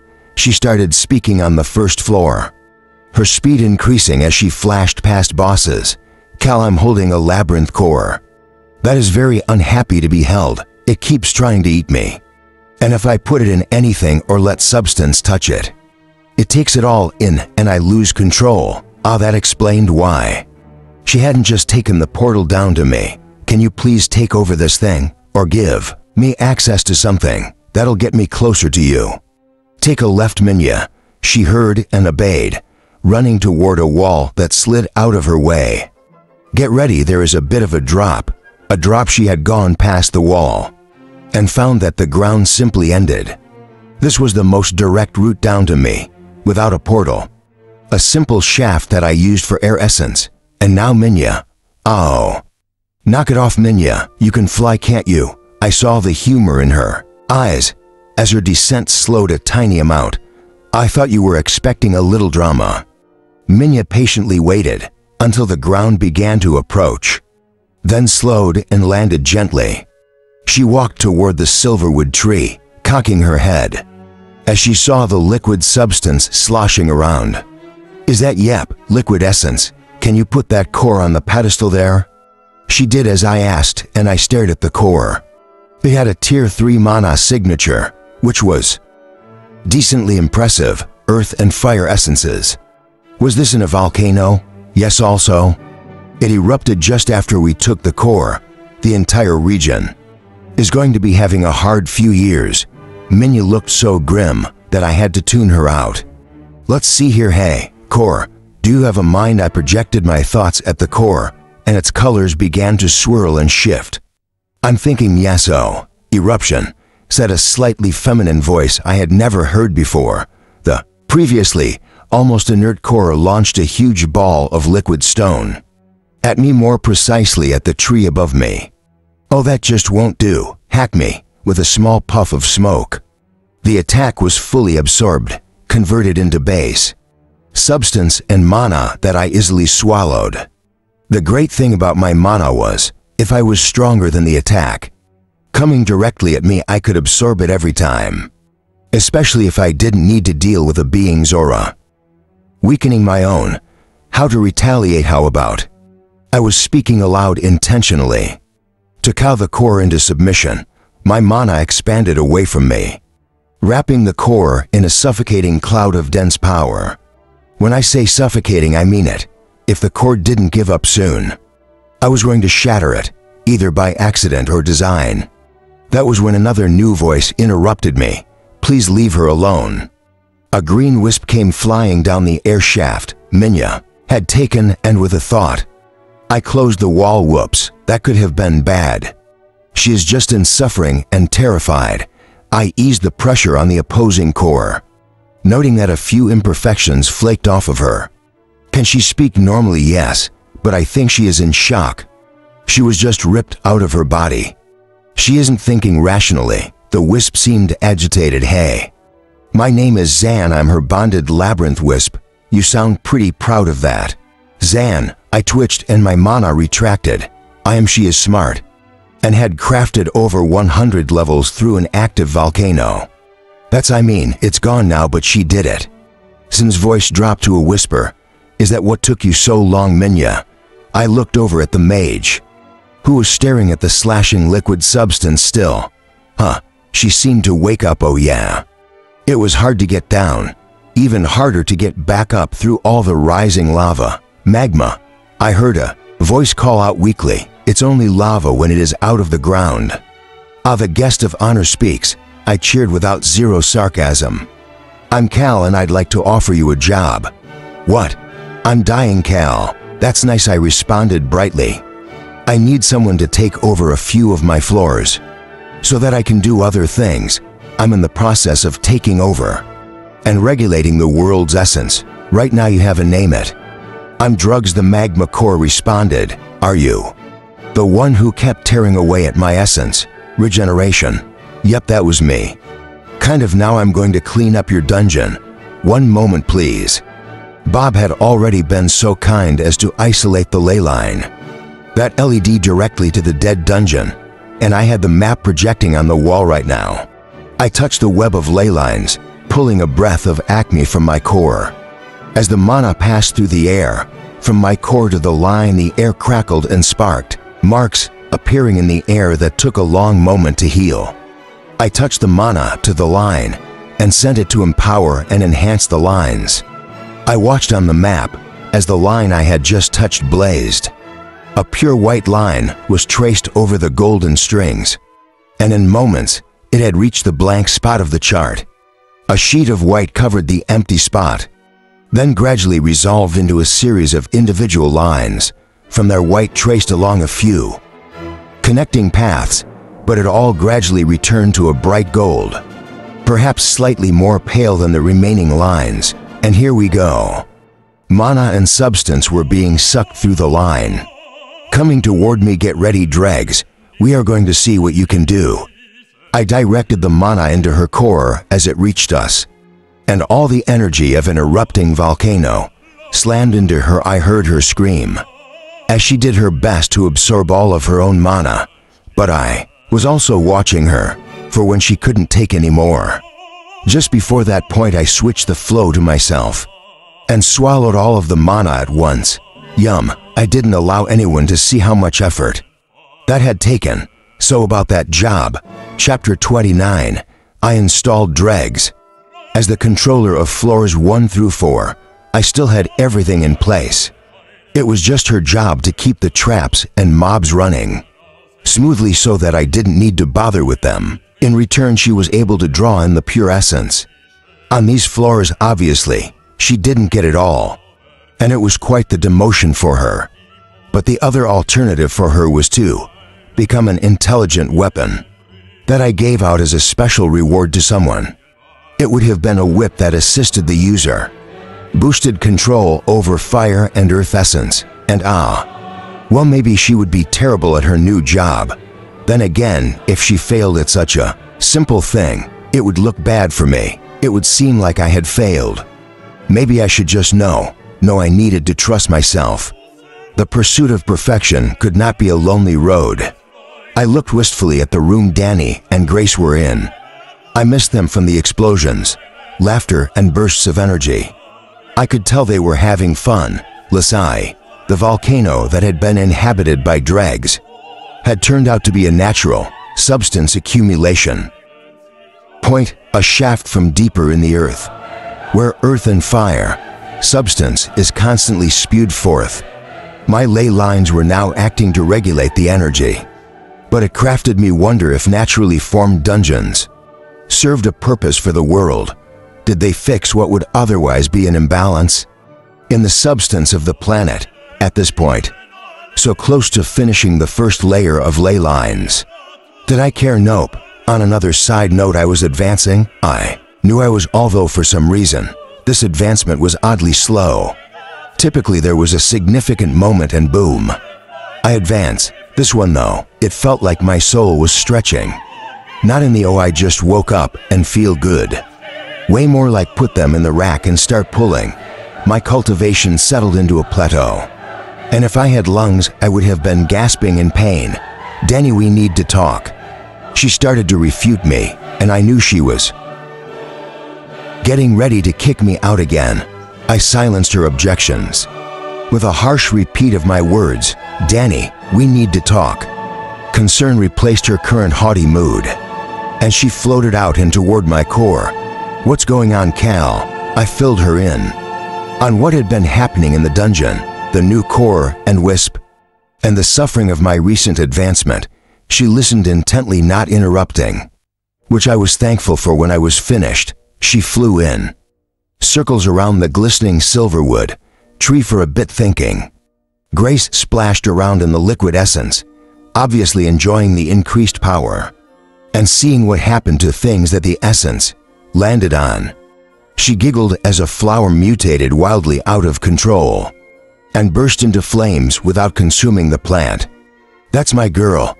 Danny came to a stop hovering above me. So the only thing I can think of is the next stage of Mona cultivation, which is applying your law within your soul. What this does is create a space, an actual physical location in your soul that is accessible for most people. This is basically only enough room to store a single item. But I'm not sure what you would be making. I could also be wrong, since this isn't normally started until the A ranks. I considered that. Well, could it be that since I have such a high tier law, I'd need to start that process early? That's what I was thinking. She nodded along at my words, hesitating before speaking again. Whatever you start making, you need to finish eventually. It needs to encompass your law, and if you make something too weak, you will severely limit your future growth. Weak magicians make something the size of a large box. Strong ones make an entire palace, but the larger the creation, the more power will be needed to complete it. Does it all happen at once? Not even close. Only the concept has to be crafted all at once. Danny chuckled as my dreams collapsed. I think we are onto something here. Try thinking about what you'll be making in your soul. Space, and when you are ready, try adding to the space that already exists. If something happens, you were ready for this. Otherwise, we will need to find some other way to help you. Her instructions were helpful, but I was faced with the same issues I had when trying to cultivate perfection. What embodied perfection? What could I make that would be a sufficient stand-in for Acme? I pondered this question, but reflecting on perfection was as useful as staring into the void. There were no ready answers, and they wouldn't grant their secrets easily. I had real work to do now. Bob Prime, I have a job for you. Bob perked up as I spoke into his mind. What can I help with today? We are going to be working to change the run scripting we have set up. Currently, for the creation of the ley lines, I need to find an outlet for my power. And I've decided that I want to be moving the lines into stage 2. My words crafted him go. Still, great spirit. It might be years before stage 1 is complete. The blank spots on the map are going to be overpowered by me, I announced grimly. I found a bit of a bottleneck in my growth, Bob, and I think the way to break through it is to devote myself to a few important tasks and learn more when the preparations are complete. I will be connecting my cord directly to the diagram and powering it with my mana. Anything trying to block us, I'm done trying to play nice. I am going to destroy them directly. Is this wise Cal? Oh, he called me by my name. I can't say that it is Bob, but I'm running out of time. My mind looked upward, leaving Bob behind to follow my orders. I watched as Barry ordered some guild members around. I'm glad the regional guild lord was delayed. This camp is in shambles, and I only have a few days to fix a few weeks worth of issues. We need our lower members to get going. Through the labyrinth, it's a good training ground and gives out inscribed weapons, like a drug dealer gives out free samples. I can't say that I cared for the comparison, but his point was valid. He continued speaking softly, though the people around him were stiff and silent. So his words were clear and audible. The dead have been moving toward us. Obviously, they plan to move to defeat our armies before continuing on to attack the High Elves in Satamoka. The City of Light, the Elves will be joining us, and our Dwarven and Northmen allies will flank the army of the dead. This will be our only real chance to crush this foe. If we fall, if we fail, there will be no one left that can resist them. What was the purpose for bringing the labyrinth here? Paragon. And a ranked high major just dared to ask Paragon. Was that the title for an S ranker then? Or just his title? We are going to use the labyrinth to swoop around the dead and deposit our elite troops at the rear of the army. where the leadership will most probably be cowering and commanding their troops if everything goes well. We will be able to cripple their chain of command. In one fell swoop, Barry squeezed the table, which exploded into sawdust. When will we move out, Paragon?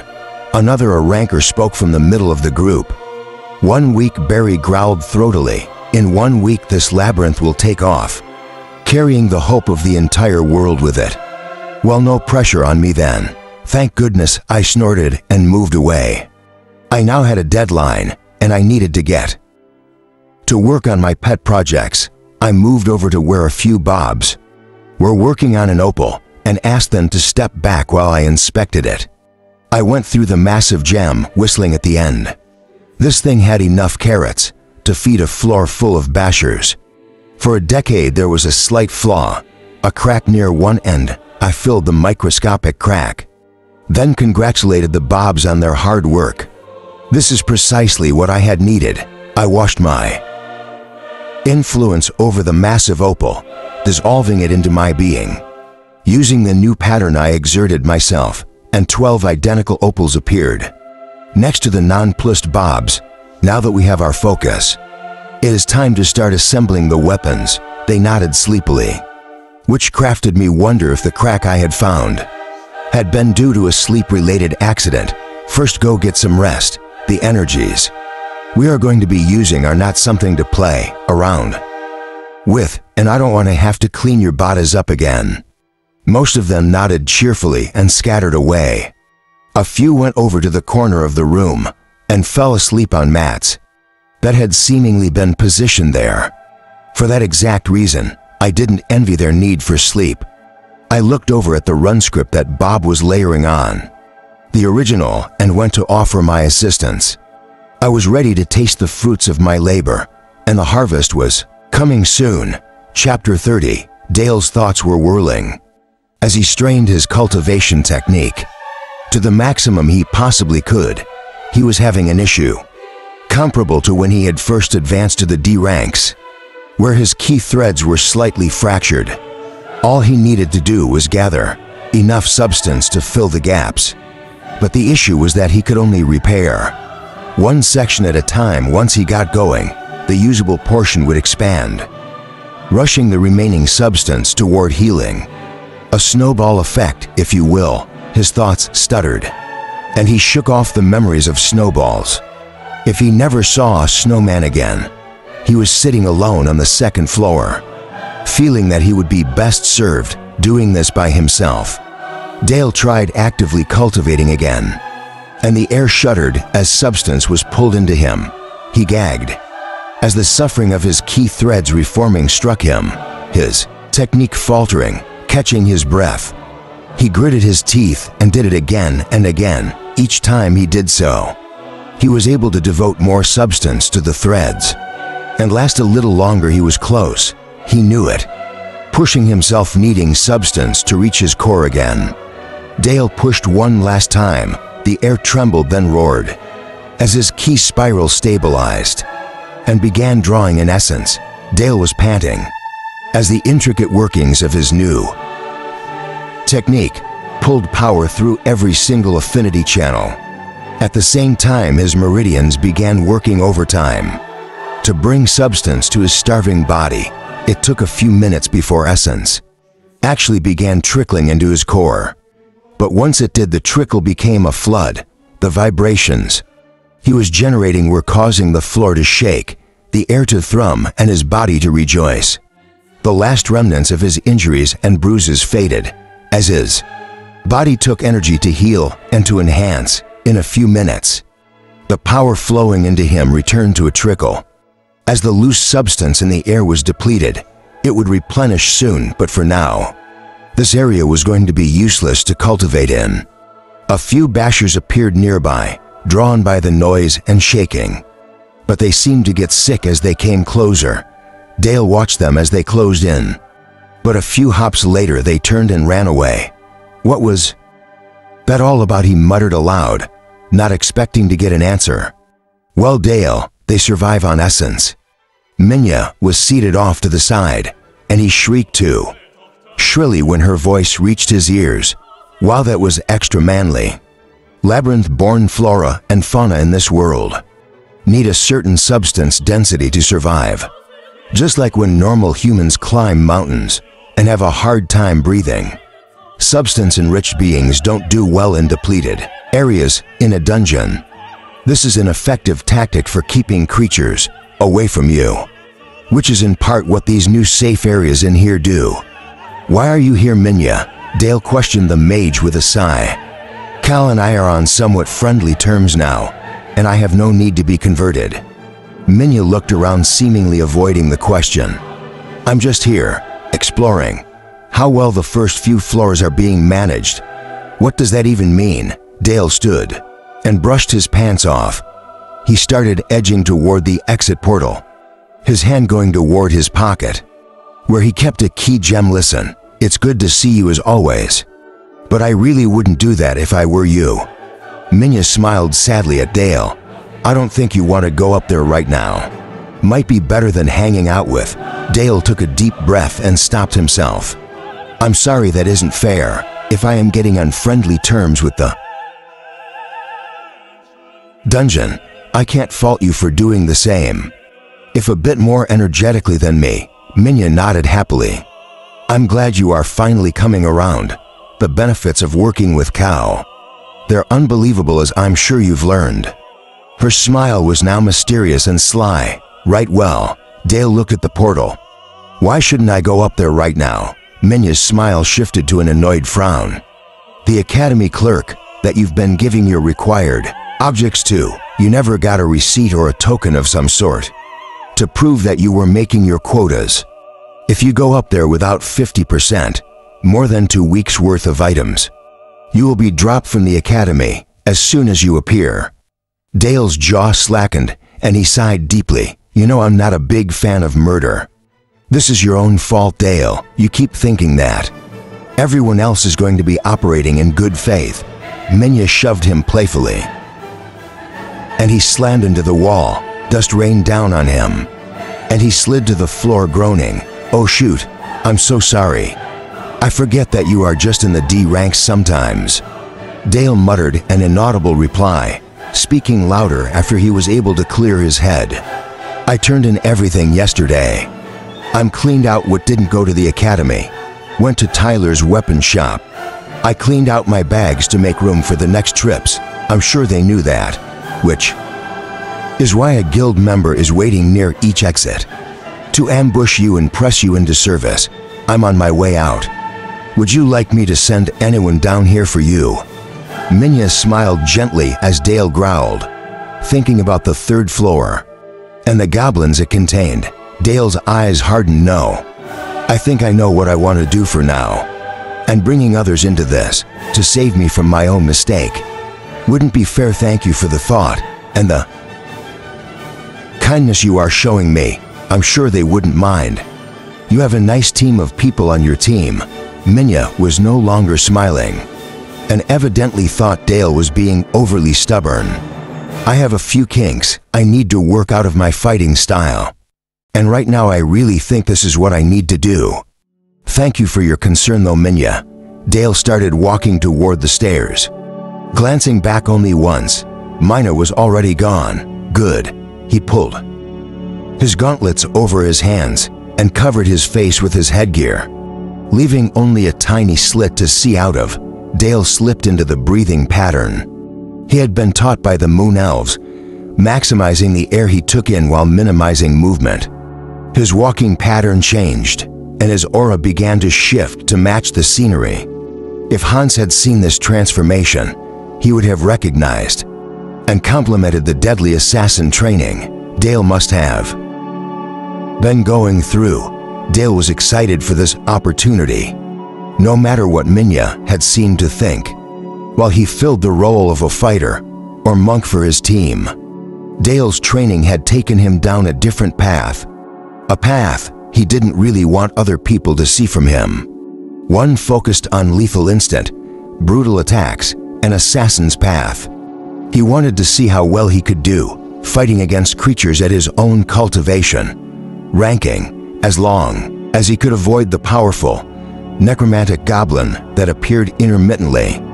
He was confident that he could do well on this floor, alone, if nothing else. His armor, speed, and aura abilities would ensure that he could escape if he needed to, but he doubted it would come to that, padding along with silent footsteps. The only signs of his passage were the bending grass that he needed to step on. While avoiding the paths, he spotted a raspberry bush grinning as he got closer. Half the time these things were mobs, and he wanted to see how close he could get before it noticed something amiss. Dale found where the creature had burrowed itself.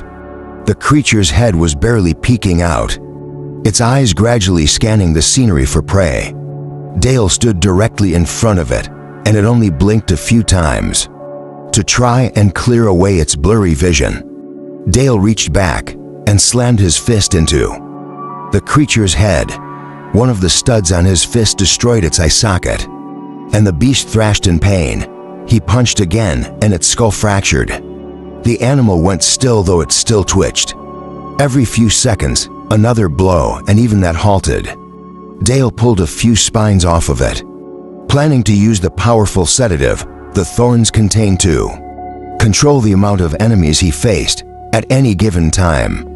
Next, he harvested a few items that the Academy had on the list of goods accepted for contribution, and started toward the hexagonal fortifications the goblins could be found in.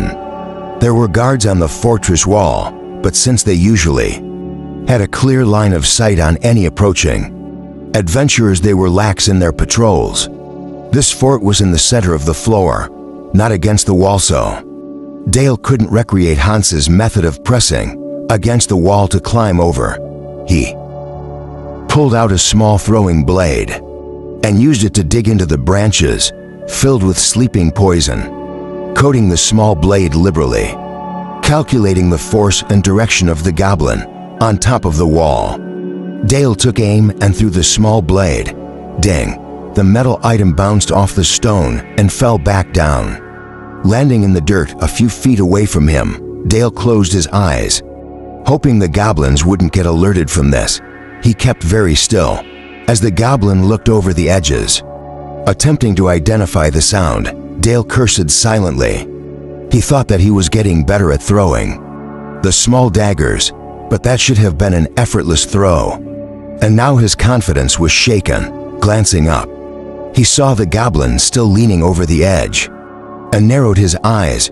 Plan B. Then he reached out with his essence and moved a line of power through the stone, shattering the wall right where the goblin was leaning. The mob fell with a yelp, landing awkwardly on the ground near Dale. That fall wouldn't typically be enough to kill a creature at this rank, but Dale was behind it as it started to stand. With a quick motion, he snapped its neck and crushed its windpipe, just to feel satisfied. Then, before anything else came to investigate, he rushed around the wall to the opposite side and began to climb. A touch of power on his fingertips let him dig into the stone, and he peeked over the edge to check where he would cross over. As he had expected, the majority of the goblins had rushed over to the broken wall to see what was happening. Dale smiled, even as he shifted his aura to match the stone more accurately, and stealthily drew closer to the goblins. It took a few minutes to circle the walls, but he heard some interesting conversations when he did. Shoddy walls. Maybe the lesser spirit may not be as interested in making the walls solid for us. Don't lean on the walls anymore. Got it? Maybe it thinks that we are not allowed to rest. Should we ask the Great Spirit? Don't be a fool. Several variations of this conversation were being discussed as the gate opened, and a few goblins went to retrieve their fallen member. Dale retreated around the corner and pulled out the thorny branches once more, quickly, stripping the thorns off with his gloved hands and moving around the bend to scatter them.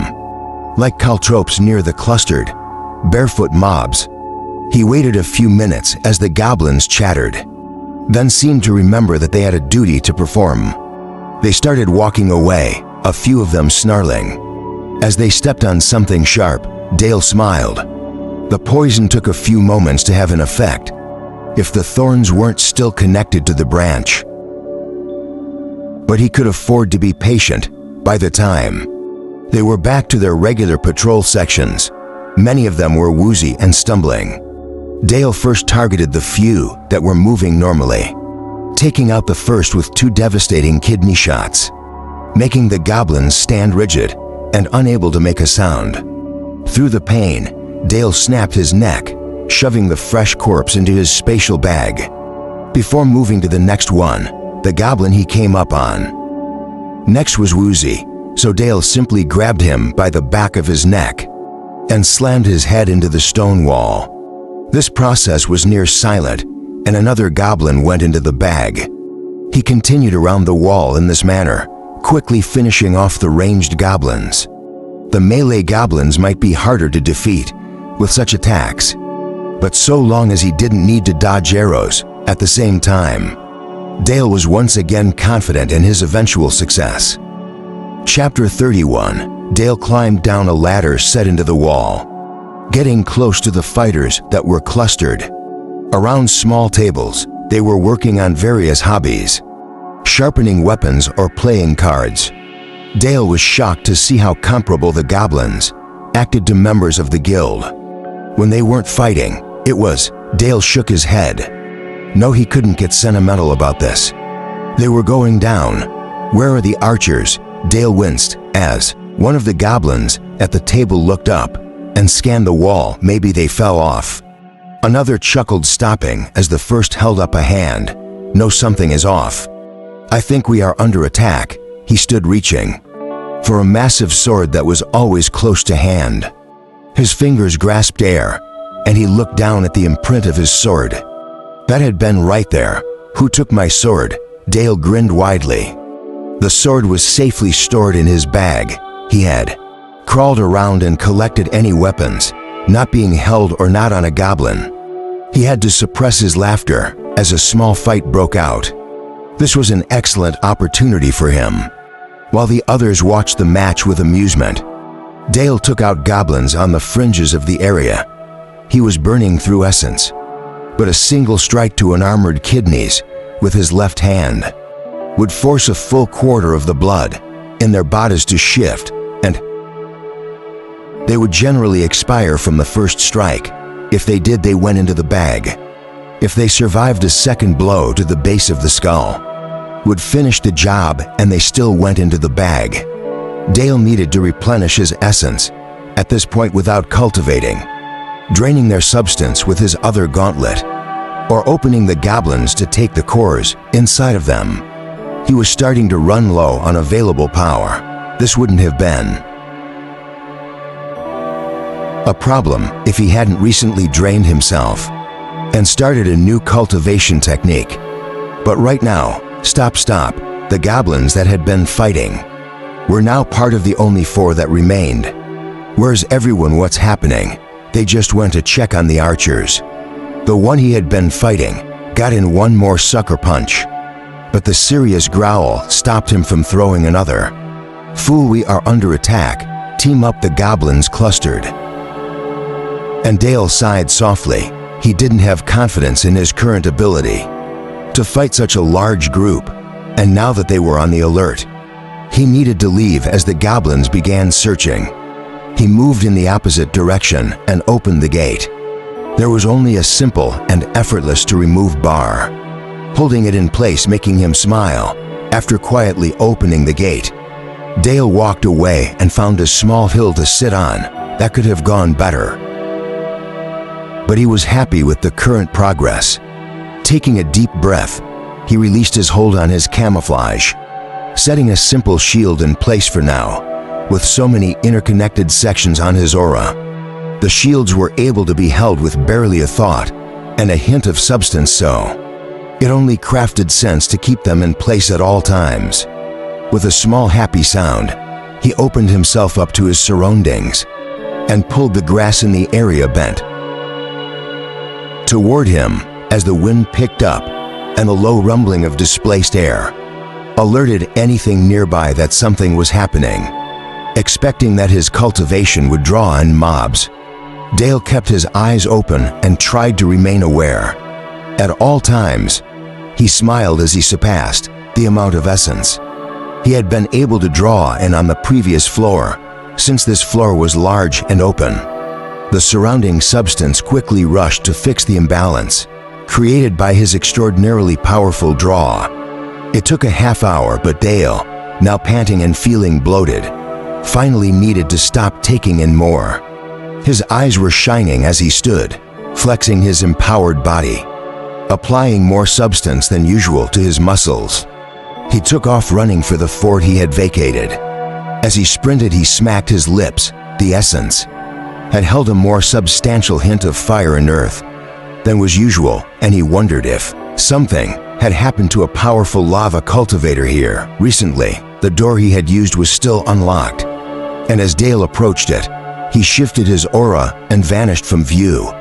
He slipped through the egress and looked around for the goblins. They were calmly sitting with their backs to a wall, apparently expecting that their brethren would soon reappear and that the threat was past. They were very wrong. Only 2 of them held weapons. Still, so he decided to start with them. He got close to the first, and its eyes jerked up as Dale stepped on some small scraps of metal. The team tried to get to their feet, but Dale abandoned stealth and punched the goblin in the face, crushing its head against the wall. It slumped to the ground, and Dale ran at the others before they could get into a formation.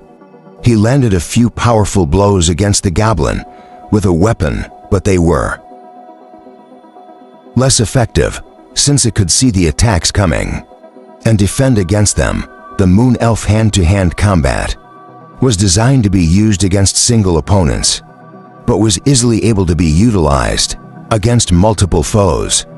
Dale would have taken a few scratches if he had not been wearing his armor, but even at his level of mastery, the martial arts forms were more than sufficient to disable and destroy these goblins. Dale straddled the last one, punching it in the face over and over while he screamed, "How dare they take it all away from me? How could they just do that to me?" His bloodlust sated Dale stared down at the unrecognizable lump of flesh on the ground, wincing as he realized the outlet his pent-up emotions had taken. That seemed cathartic, but can you not do that?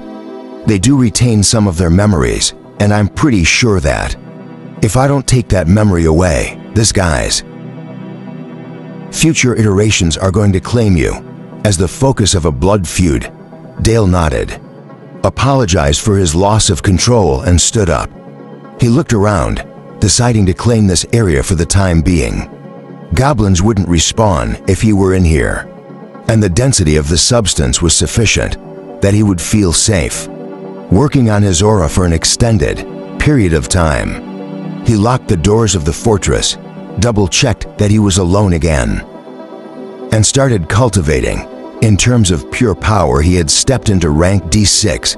Dale shook his head, disgusted by the people who had been lying to him, but also at his own insatiable need to meet their expectations.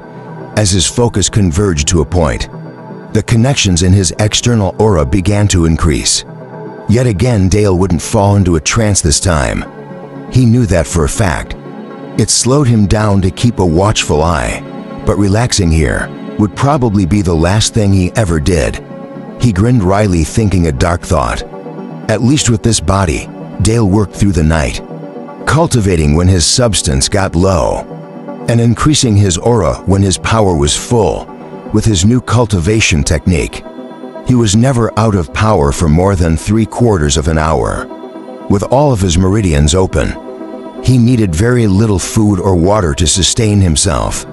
When he couldn't handle the tedium any longer, he would clear out a new fortification, always making sure not to take on too much. At one point, he realized that he was about to miss a training session with his Moon Elf instructor, and had the labyrinth send Minya with an explanation.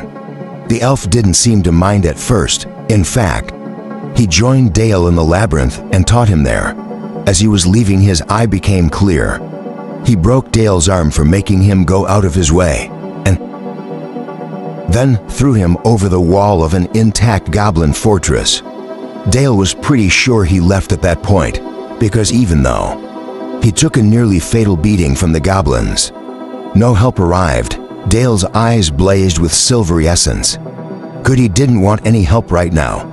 He could guarantee that the goblins would. He also knew they wouldn't get any, at least not in time. He set the bones in his arm with a scream, then showed his teeth as the first arrow came his way. He arrogantly strolled forward, his smile growing wider by the second. Time to work. Chapter 32. Filthy. That was the only word Dale could use to describe himself. The blood ran off of his clothes. The flecks of skin and bone would wash away. But he stunk. How long had he been down here? A day ago he had felt the labyrinth shudder as it lifted off the ground. But he didn't particularly care about those details. What he did care about was that his bag was nearly full of goblins. Goblin weapons and various objects from this floor. No cores though. No, he wouldn't be giving any of those away. Those were his. He felt a sense of exultation. Though he had done it, he knew he had. His external aura was thick, dense, nearly choking him with power. It was complete, at least as much as he could make it. At his current cultivation ranking, now when he crafted his shielding, it wasn't a pale shadow of a real shield. He was at least as powerful as other people. He had been studying when he crafted a sunlight aura. Like Artorian had taught him, it didn't glow, it blazed with light and life. When he crafted a regenerative aura, his wounds shrank at a visible rate. No longer was it a simple easing of pain. Dale was at D rank 9.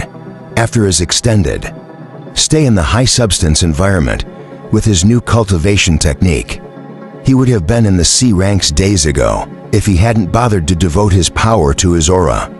But he had, and he would go to the abyss before he let any of his instructors tell him that he hadn't done as they asked. The next step, Dale would work internally, trusting his armor to stop slashes and stabs.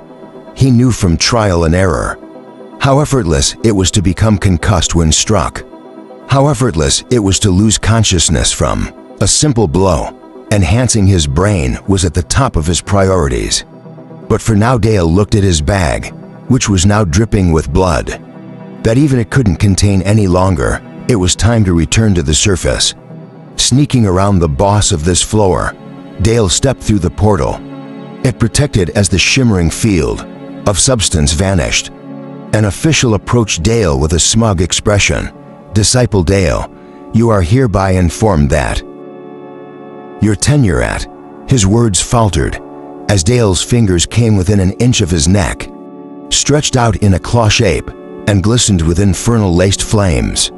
Dale's eyes blazed with silvery light as the substance imbuing them shone through. Dale's posture relaxed, his hands dropping to his sides. Sorry about that extended training alone in the dungeon. Really gets in your head. I'm sure you understand the hazard of something getting into your head or neck, I suppose. You have 10 seconds to finish speaking before I leave. Nina, you, the man coughed, regaining his posture. You are to report for your failure to produce your required resources to the academy if you do not appear to the headmaster and a quartermaster within 30 minutes of getting this message. You will be dropped from the academy and sent to the front lines of the ongoing war. Dale snorted. I lose my protection from the war at the start of the C ranks anyway. But yeah, sure, I'll play along. I assume they've already been alerted and will meet me somewhere. You are too, yeah. They're going to meet you at the punishment hall. The man nervously scratched at the spot on his neck Dale had touched with his fist. Dale turned and trotted away without a word. He was done being polite. He had done everything he could to be helpful, courteous, and charming in the past, and look where that had got him. Perhaps it was time to be ruthless. His foot hovered in the air and he set it down slowly. Was this a realization that all cultivators eventually had? Was this why they all seemed to care so little for others? Why they only respected power? He wanted to be different, but his eyes hardened. But being different wasn't working out. Maybe he had merely stumbled upon the truth, walking into the punishment hall. He noted with a smirk that a large team had apparently been assembled to watch his disgrace.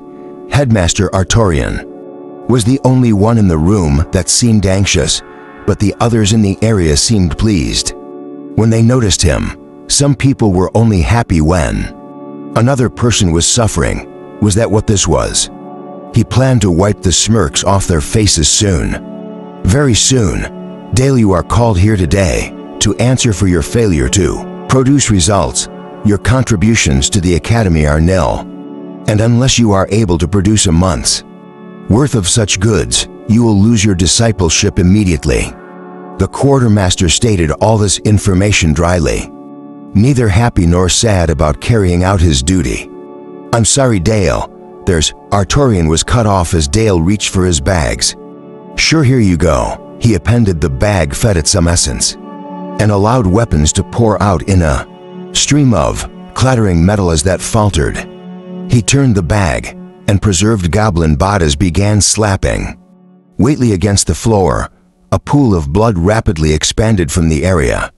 The bodies were appearing, making the onlookers step away hastily.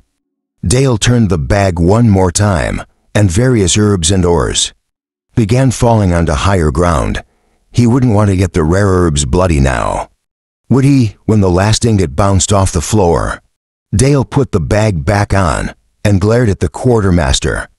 I assume this will suffice. Plus an additional 3 weeks, the quartermaster nodded, ignoring Dale's attitude entirely. Please ensure to get receipt for all future deposits. This is absurd. A student stepped forward, pointing at Dale. He didn't make his contributions on time. Why does he get special treatment? The voice was familiar to Dale, but he couldn't place it. Artorian's sudden smile began to fade as the young man continued speaking. He doesn't deserve a place here. He has cheated his way through everything. I challenge this peasant for his position as the headmaster's disciple. Ah, that did it. Dale snapped his fingers. Thomas Adams, I see you remember me, you scum. Thanks to you, my family was humiliated in front of the prince. Thomas roared theatrically, spittle flying as his eyes bulged. Dale spoke over him. If I remember correctly, it is this same attitude that got you in trouble last time. Are you sure you want to continue speaking this way? To a Duke peasant, you are no Duke, Thomas screeched shrilly, hand grasping for a weapon. I only lost my titles in the human lands, unlike you. I was assured of continued political allegiance by another people. Dale drolly and intentionally got the man worked up. If you challenge me, it will not go well for you. My challenge stands. Thomas spat while drawing his sword from its sheath. He was obviously confident in his ability to win. Being at rank C5, Artorian coughed lightly. A challenge has been issued. Dale, you do not need to accept it. Yes, show them that you are a coward. Thomas taunted with a manic grin. Run away. Go back to herding sheep if that is all you do with. I accept the challenge, Dale stated calmly. Vanishing from view, Thomas blinked, staring at the spot Dale had stood. He took a step forward, not trusting his eyes. A shimmer in the air caught his attention, and Dale's fist caught him in the jaw. Breaking it on the first strike, Thomas staggered backward. But Dale pressed his advantage and crafted a deposit at the bank of schnees, breaking the sensitive olfactory organ. With a sickening crack, the ex-noble dropped to his knees, and Dale punched him twice more, once in the face and once on the chest, to send him awkwardly splaying onto the ground. Dale looked around at the shocked faces, trying to make eye contact with anyone who dared. I trust this matter is settled. Did you kill him? Dale, Artorian softly questioned, the young man standing over the fallen bloody ex-noble. No, Dale responded grudgingly, getting a sigh of relief from the rest of the room. Why had they bothered to ask, instead of just checking him with their substance sight? No matter my personal dislike of this man, that is what others generously say is a man. Every single one of us is another cultivator. that can stand against the necromantic horde. He will be fine and just as unpleasant as ever. After a cleric takes a look at him, satisfied with this outcome, Dale turned and walked out the door. He had a clerk to find. Why was he continually having trouble with people that were supposed to be doing their job correctly and with integrity, especially the ones that collected upon other people's hard work? Did the insignificant amount of power they had over others just naturally lend itself to enhancing their greed? Dale glanced into the collection point happily. The person he was looking for was on duty. He waited a few minutes for the room to empty out, then stalked forward to his surprise and fury. The clerk smirked at him. "I'm so sorry. This area is only for current students. Get out." The last bit was apparently in order, and also one that the man thought would be enforced magically, when Dale simply kept walking toward him. He paled and tried to run before he could take 2 steps. Dale was in front of the man and gripping his neck powerfully, choking the man as he lifted him off the ground. "I will make this effortless for you. You owe me all of the supplies I gave you, the extra that was taken from me as a penalty, plus another week's worth. For making me go out of my way like this, you have until this weekend to make it happen. And if I find that you did it by stealing from someone else, I will make sure you never have the alternative to do so." Again, Dale put his hand over the man's center, crafted a small cut with the sharpened metal knuckle, and pressed his palm against the fresh wound. With a yank, Dale forcibly pulled a strand of the man's essence into his hand and absorbed it. The demon cultivator. The man hoarsely choked out. Dale backhanded him, bloodied his nose. "Not even close, you worm." Dale dropped him and walked away, not bothering to look back. "I'll see you in a few days. Better get busy.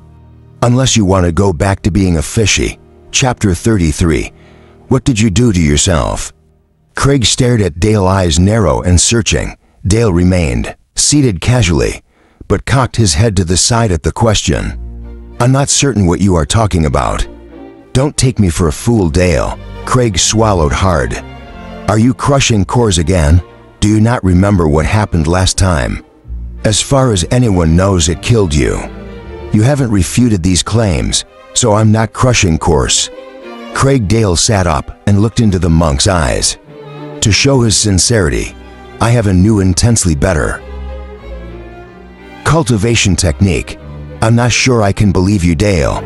How do you explain your shift in attitude?"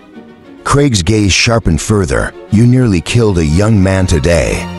I'm told that isn't like you, Dale, but it does sound like someone who is doing things they shouldn't be doing." Heightened aggression, anger, sudden surges in power. Dale held up a hand. "I'm happy to prove it." He shifted in his seated position and closed his eyes. For a long moment, nothing changed.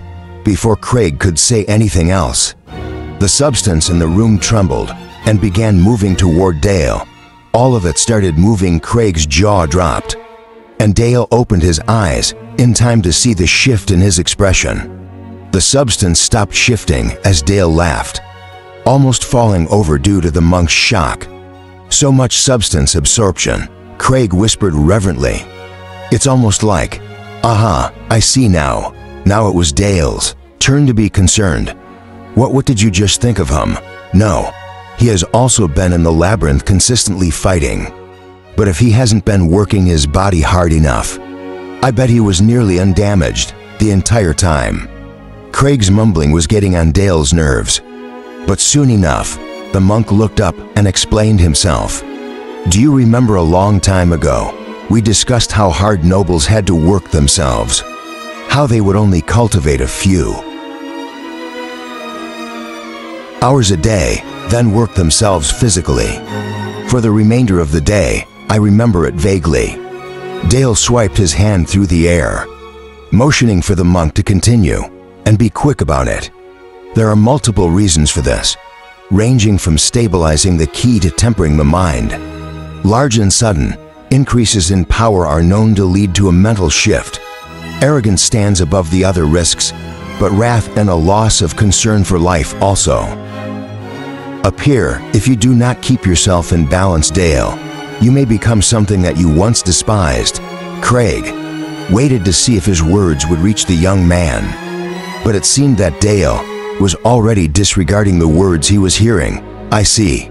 Well, let's get to training then. Craig moved faster than Dale had ever seen, lightly touching Dale in the chest. The move was deceptive, as Dale went flying across the room, before slamming into the wall. The monk cracked his neck walking toward the fallen man. It seems that your elven teacher knew you were already beginning to tread this path. If this is how it needs to be, so be it. I cannot in good conscience. Dale jumped to his feet. He was surprised by the sudden attack, but for some reason he was completely fine with it. He charged at the monk, shifting into his combat forms and attacking as hard as he could. He knew he was out of his depth, and only full power would give him a chance. Each of his thrown fists were deflected with almost contemptuous ease, and a wide kick was easily avoided. Craig slapped him in the chest again, sending Dale flying once more. The young man got to his feet, spitting out blood and glaring at Craig to the abyss. With this, I'm leaving. No, you aren't. Craig was now in front of the door, so Dale shifted into camouflage and tried to go around him. Slap. Once more Dale was airborne. He screamed in frustration, grasping at the stone around him and trying to hurl it at the monk. The rock lurched, but then stayed in place right.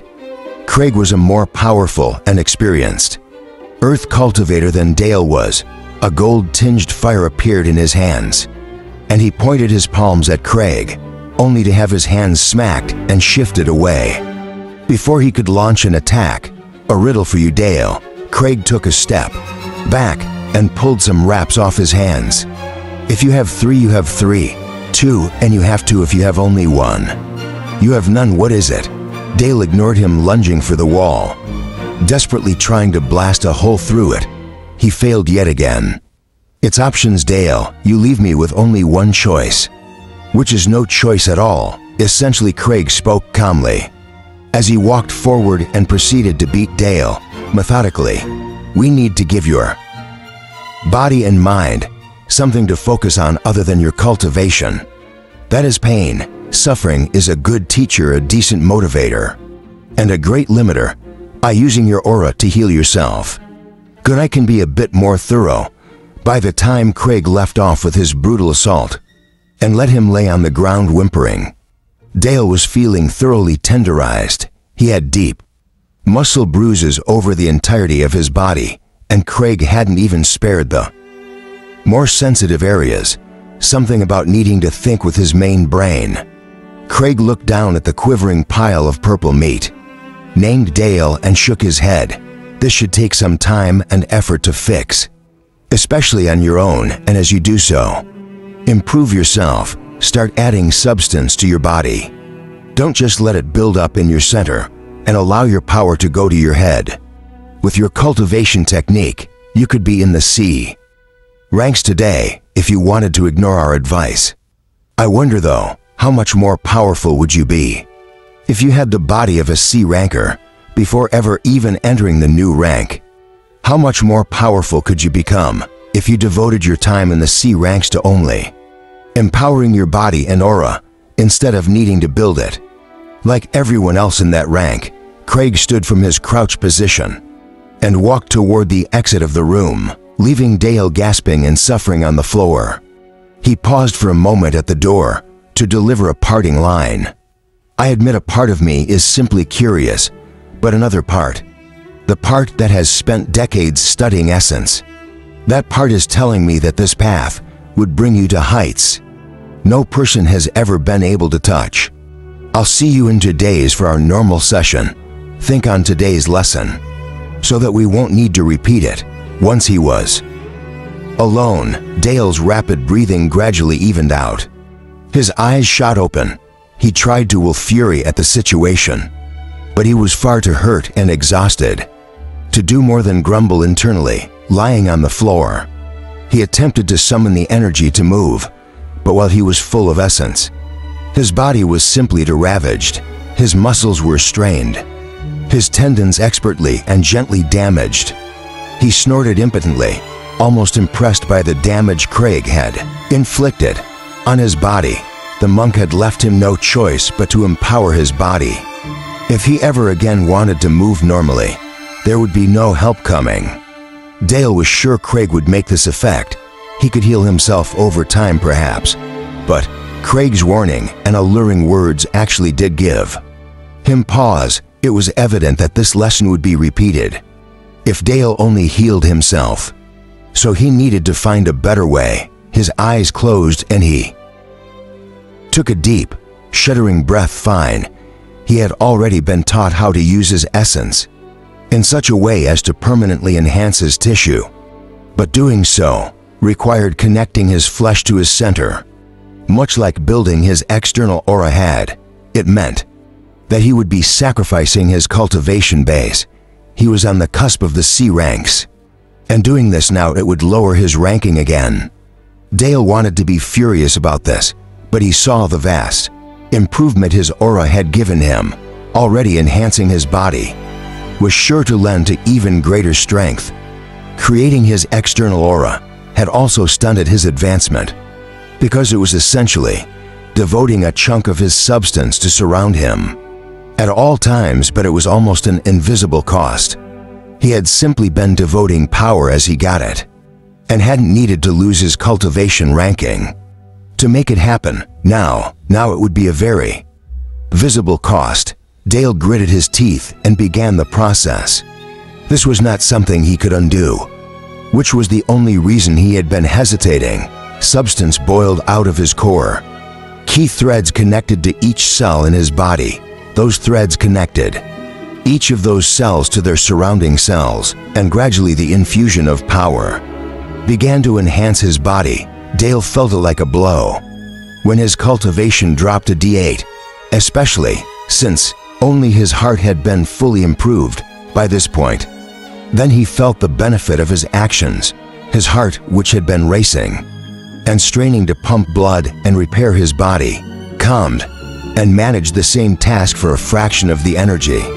He smiled a real, if bloody smile for the first time that day, and allowed his outpouring substance more leeway. More than anything else, he wanted to enhance and protect his brain, but he needed to do this in order. If he wanted to get at his brain, he needed to connect everything in a line from his center and upward. The connections reached the base of his skull, and he frowned. D7. He continued upward and slowly, carefully he enhanced everything until he finally reached gray matter. As the first connection took hold, his cultivation base lurched, and Dale passed out entirely. Someone shook him. Dale, wake up. The process has completed, it seems. Craig was smiling at Dale, who looked up at him with bleary eyes. What happened? Dale managed. Then his newly enhanced brain kicked in, and his eyes dilated. I see. The brain is an amazing organ, and it is so heavily interconnected that by inducing a single change to the system, the entire organ needed to be enhanced at once. It probably drew upon my substance until it had finished, at which point consciousness once more became possible. Dale blinked, felt at his cultivation, and paled. Rank D1. I am even lower than I started. You are probably the most potent and powerful deranked person on the planet. Craig shook his head in admiration. Dale, you have a full external aura and 1/3 of your interior enhanced, including the portion that is the most difficult and substance intensive. The only reason you are not ranked as C2 is the lack of available substance in your center. With your cultivation technique and access to the lower floors of the dungeon, you could finish your full aura and still enter the C ranks, and I can't even estimate days, weeks that Dale shook his head, which felt clear and aware. My thoughts are so much crisper. Your brain has been enhanced past what is possible.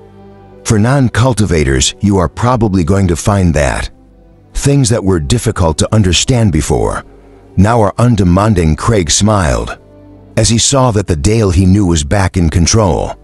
How do you feel, by the way? I would have to say embarrassed, Dale admitted shamefacedly. Did I really attack you? It feels like a dream. Or like the memories are from a memory stone, Craig nodded sagely.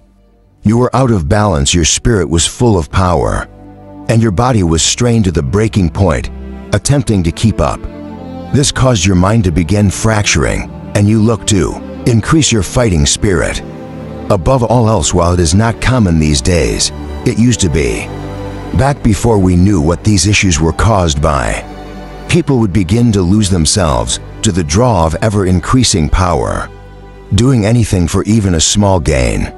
It was an addiction. Now, well, like I said, it is at least less common. Thank you for making me understand. Dale stood up gradually, his body still in severe pain. Why did you come back? I was certain you were going to just leave me here. Until I had finished my aura. Well, I did tell you that. I would see you for our next scheduled training session, yes. Craig smirked at Dale's expression. I've been lying on the floor there for 2 days. Chapter 34. I'm flying again. This gives me a strange sense of freedom. Even though I know that I am currently anything but free. Maybe I should roll the mountain like a barrel, just to see how. Many people fall off, but then I would lose all my lake water. Not worth it. Besides, the people I really want gone aren't going anywhere. Except to war, it seems.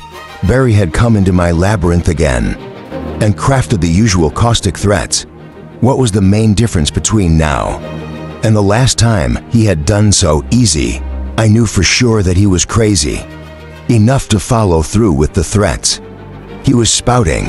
I was honestly surprised that Xenocide had never abducted this guy and used him as a cultivation resource. There was probably a whole mess of madness wrapped up in Barry's nasty little mind once I had started moving. He wore a satisfied smirk and left the dungeon. He ordered me to a new position, simply telling me to head west until ordered otherwise. This overpowered cultivator obviously thinks of me having intelligence comparable to an animal, only able to understand the carrot and stick mentality. My main issue is that it is all stick. There has been no benefit to me for working with this fiend beyond staying alive. That still falls under the stick category, though it's a threat, a promise of slavery, and a life of following the orders of the guild. He thinks I'm a broken stallion, a creature of the wild that has learned to wear a harness. Soon enough he'll learn that I'm a mimic, a creature that can hide its true self until striking at an opportune moment, slaying the unaware. I was looking forward to that moment. Copper for your thoughts. Danny nudged my mind, breaking me out of the fantasy I was living in. Oh, not too much on my mind. I hummed a short tune, turning the question back on her. How are things going with you? You're sure nothing is going on? You were cackling. Danny chuckled as I sputtered and tried to find an excuse for what I wished was a more abnormal activity. You've been sounding very menacing the last few days. If you remember right now, we are supposed to be spending time together, watching the changing horizon as we fly along. Right. Sorry about that. It is nice, isn't it? I was silent for a few moments, watching on a projection, as the vast plains gradually rolled under us like a verdant ocean. I had finally worked the kinks out. It's just, here we go. Danny brightly laughed. New super weapon, awesome mob hum. A path to the A ranks, no, just planning our inevitable victory over the guild. You know, nothing extraordinary.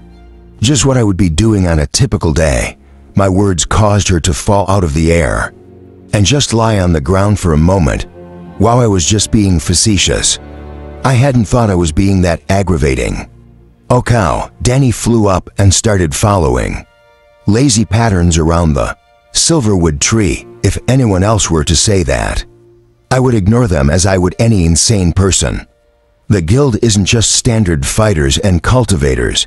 You know, it includes all sorts of subsets, like the Mages Guild and Assassin Guild, and even a branch of the church. To most people, saying you are going to fight the guild is the same as saying that you are going to fight civilization as a whole. Oh, I hadn't thought they were that extreme. Did that change things?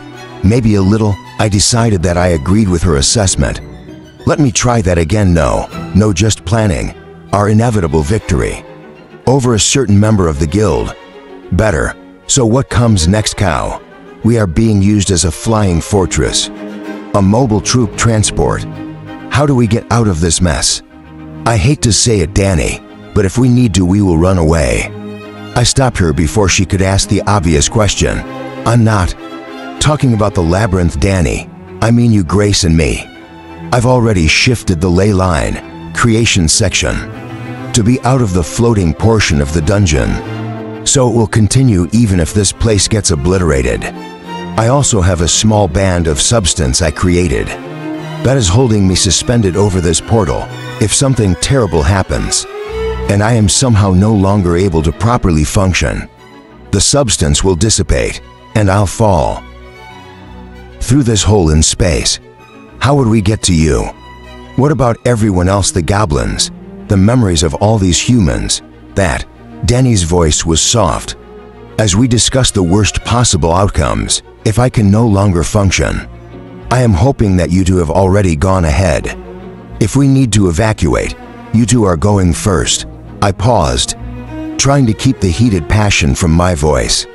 I had been thinking about this a lot recently. If we run, obviously, we will lose all the cores and stones we've been collecting, which will be a huge blow to me.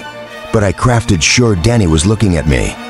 The two of you are more important to me than anything else. If the entire world is going to burn, we will watch it happen from a distance, and we will be sad for a short while.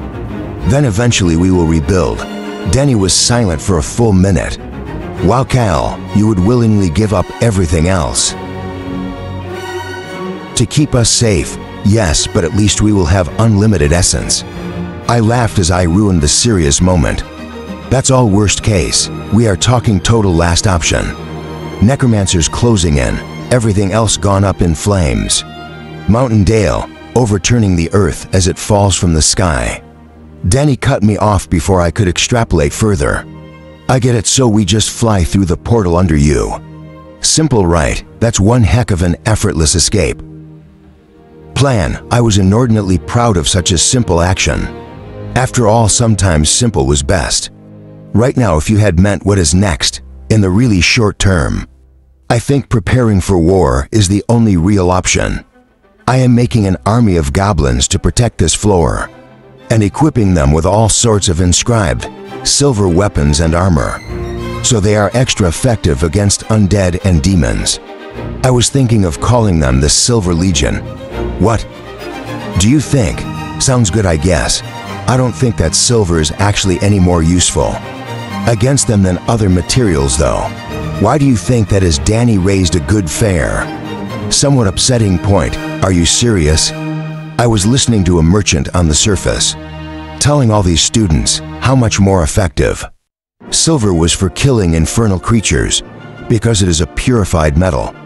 Did I really waste 2 whole days making silver equipment? I got scammed so bad. No. Danny was laughing at me, and not with her usual chuckle. Mana was infusing her laughter accidentally, and the entire area was shaking and bouncing because of it. Cal, seriously, you got taken in by a swindler. This is just the best. Why in the world would a merchant lie like that? It could get people killed. I called indignantly. They are trying to make sales, cow. Danny groaned and rolled around in the air, trailing colored streams of light. If the weapon is crafted correctly, it should kill the undead just as effectively as any other, but just maybe, the knowledge that it is extra effective might make them attack a little harder. Go in for the killing blow, have a little more hope. That is what these merchants are usually selling. Hope, or that's what they would tell you anyway. They are really just selling anything they can to make an extra copper. It just seems wrong. Somehow people that come here know there is danger, but no one is expecting a trusted merchant to be a danger, even if it is just to their wallet. I decided to move on. I couldn't really talk about ethical things. Without some severe bias, well, my Silver Legion is still pretty awesome. And at a minimum they look really cool, extra shiny, plus anyone who sees them will think they are all wearing mithril, since that is something you've used in the past, Danny chimed in. I froze the gears in my head turning viciously. Make them expect one thing, and spring something different at them. My tone returned to gleeful. Oh Danny, I think we have found an answer to a couple of our troubles at the very least. I think I know how to take down Barry when the time is right. Care to share your plans? Danny hopefully questioned. I tended to be mysterious and circumvent explanations for fun, but sure, I smiled when she went very still. I'm going to use a decoy, like I did when necromancers came for me. Barry has been walking in right, not using the portals well. When he is coming to fight me directly, I'll have him walk into a false floor. He never bothered to go further than the 3rd floor before, so if I do this right, I won't need to sacrifice an actual level again. Oh Danny, this is good if this works. All right, here is the plan. Wait, let me get Bob Prime first. Chapter 35. At that point, if he walks to this position before attacking, we can use my spirit cannons to take him down. I enthusiastically finished outlining my plans. To my 2 most trusted compatriots, Bob Prime crafted this sound deep in his throat, and Danny bobbed in agreement. With his non-verbal disagreement, what is that all about? Why aren't you thrilled to hear that? I've come up with such an excellent plan. I was seriously stumped about this one. Well, it's... Bob hesitated, then pressed forward.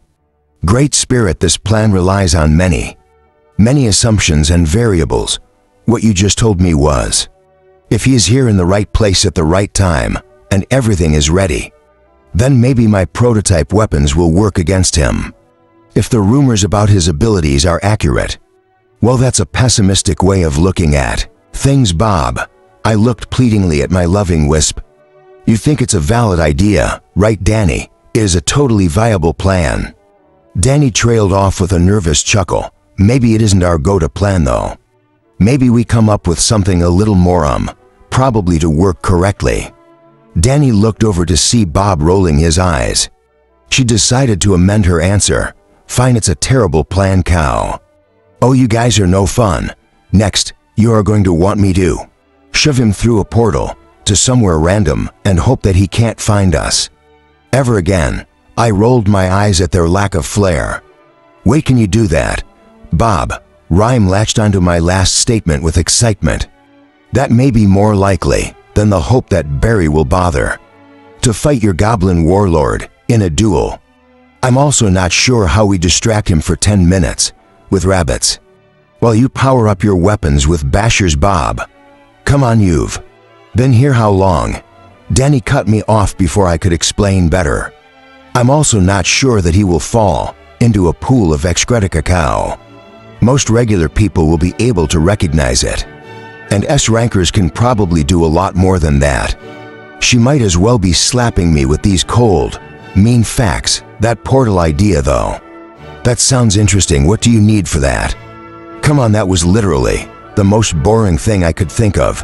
2. Fight him. We aren't seriously considering. I vote for the portal plan. Danny called out for a vote. Seconded. Bob Prime replied with a smile. Evil, pure evil. Humans were right about goblins. I should have listened. Guys, I whine, only to have Danny tell me to suck it up and figure out the details. Bah, what a boring way to fight someone. I do it their way since it did sound more realistic. I would work on Plan S behind their backs though. If I had time. I don't think I would have time. I might put together some of it though. This is why I don't lay out my plans to other people. Why did I do it this time? Misplaced excitement. Great Spirit. Navigation. Bob was shouting into the air to get my attention. So I popped over to his area and saw what he was pointing at. We are approaching the edges of a necromantic horde. Thanks, Bob. I was looking at the projection he was using, and if I had blood I would have blanched. What even were some of those things? a vast grotesque, most probably smelly army was marching in perfect step. The human-sized creatures were taking 3 paces for each one of the larger variants, who were taking 2 steps for each one. Crafted by the massive abominations, there were 3 tomb lords that I could see, moving slower than others in their army. So they didn't crush their own troops, they had to be. Tomb lords, nothing else I had ever heard of. Wore that much armor around a lump of decaying flesh. Those things were each a ranked, and by themselves represented more military force than I could really comprehend. To think we were coming up behind this force crafted me wonder what their front line, shock troops would bring to bear. I didn't usually feel bad for humans, but this was I shook off my awe, taking a moment longer to shake off my jealousy. I think that was the correct emotion to have, right? I wasn't a huge fan of the undead, but by the abyss, I wanted a cadre of ranked creatures to do my bidding. I enhanced the projection, zooming in closer, to inspect some of the things walking around. It still surprised me how few living creatures were down there. It was almost as though a necromancer was a mobile dungeon, because they were very comparable to me. For instance, if the controlling necromancer fell, the creatures he controlled would either die instantly or go wild and then die. I didn't care for the fact that my abilities were parodied by such a noxious group. I pulled myself away from the projection at this distance. I had no way of knowing what the creatures were. I could see their form, but I wouldn't know what they were for sure. Until I heard them named by someone else, I'd have to wait until we got closer and the others could sense them or see them with their weak, fleshy eyes. It wasn't like I could invite anyone into the control room of but then I didn't need them to come here. That I shifted the projection and controlled the light it emitted. It took a moment or 3 of finagling the details, but there was now a projection of what we were flying toward that appeared on the side of one of the academy buildings. I zoomed in on one of the creatures that I wanted to learn the name of, and waited for someone in the area to say something. What I wasn't expecting were the screams.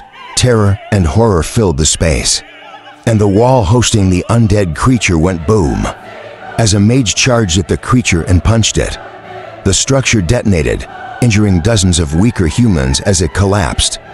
I got it. I think the mage cheerfully called out, "You moron, it's an illusion." I think this guy was one of the remaining spotters. Crafted sense that he was the first to recognize the projection for what it basically was. A few minutes later, the wall was repaired, and over 100 people were watching. As the undead marched, speculation ran rampant as people tried to figure out what was going on, and I was getting frustrated by the lack of correct guesses or information that I was hearing. I almost shouted for joy when someone noticed that the area we were flying over looked suspiciously comparable to what had been projected recently. From there, the veil came down quickly. There was a collective celestial feces moment, and someone must have run off to alert the guild members, because they appeared shortly after. When they confirmed what they could clearly see, people began moving around quickly.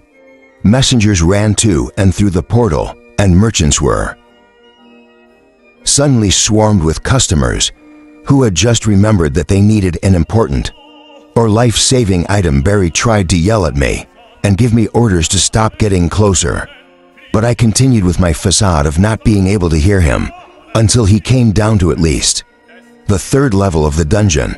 After getting my new orders, I ever so gradually changed directions and continued following, albeit at a glacial rate along a zigzag path. I still needed to gain substance to fly freely, because I was devoting most of the essence now collected into other projects.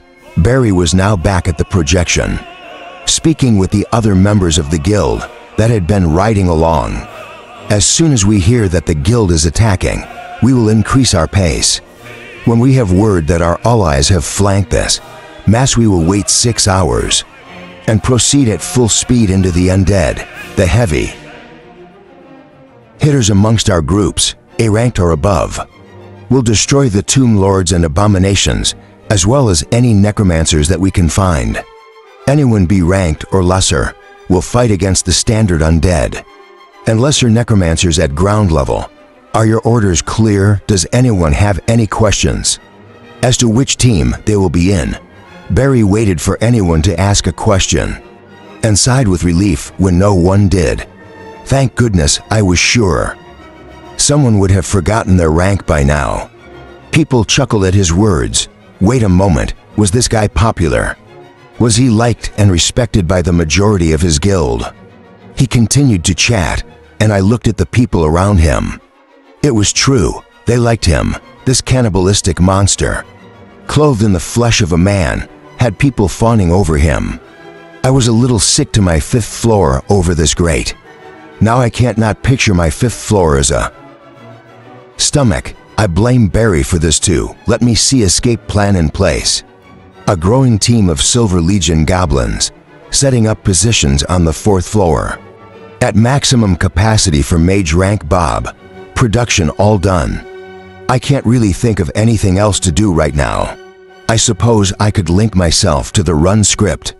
Set up for ley lines, but I figured that I would do that while the war was going on, and I was in position not doing much else. Navigation. Bob will make the call if we need to run for it. And I should be able to retaliate against anyone attacking me directly. I was churning out anti-demon weapons, and all of my mobs that could use these weapons were given them. Even my bashers had tiny little shoes with inscribed silver claws on them. My troops were deadly and adorable. Chapter 36. A voice boomed from the balcony of what used to be Dale's bedroom. The power-infused voice reached everyone on Mountain Dale, even those within the dungeon. It took a second to register, but the voice resolved itself as Barry. People of Mountain Dale, war approaches. The time you have spent here has probably been an excellent respite, a time saved from the constant struggle the rest of the civilized world has been embroiled in. Unfortunately, I must inform you all that your relaxation must now come to an end. As the echoes, fated people began talking to each other, Barry interrupted once more. He had apparently been pausing for dramatic effect. Dale shook his head. He had waited too long to continue, in his opinion.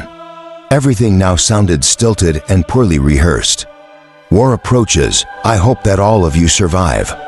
Though I know many of you will not. This mountain is flying directly at the rear of the necromantic army, and in a few hours, the strongest members of the guild will be arriving to assault the leadership of these monsters.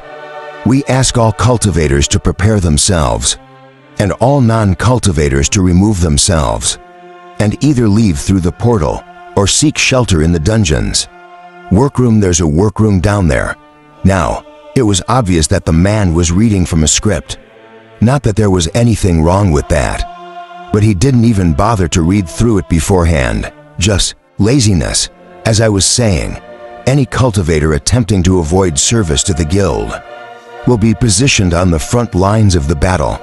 When they are caught, if they survive, they will be slain after the battle has been won. Time is running out. Get moving. Was get moving his catchphrase or something? Dale shook his head to clear his thoughts. Where had this constant mockery of other people's speech patterns come from? He hadn't done this in the past, had he? Dale felt at his aura, pleased with the progress he had made.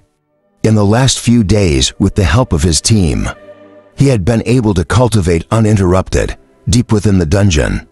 His rank had increased back to D3, but there was no comparison in terms of power.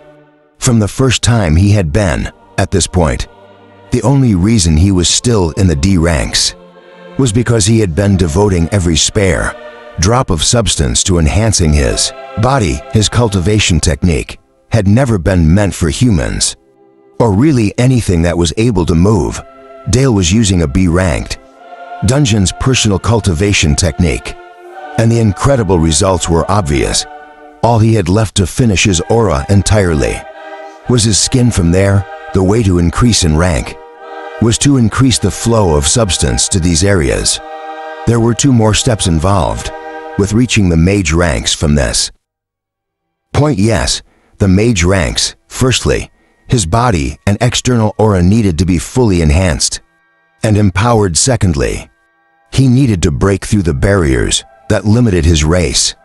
This was done by reaching the peak of the C ranks and attempting to climb the Tower of Ascension. Climbing the tower was difficult to learn any real information about. Mages seemed to have different theories on why they were able to attain differing laws, but 2 facts were widely known.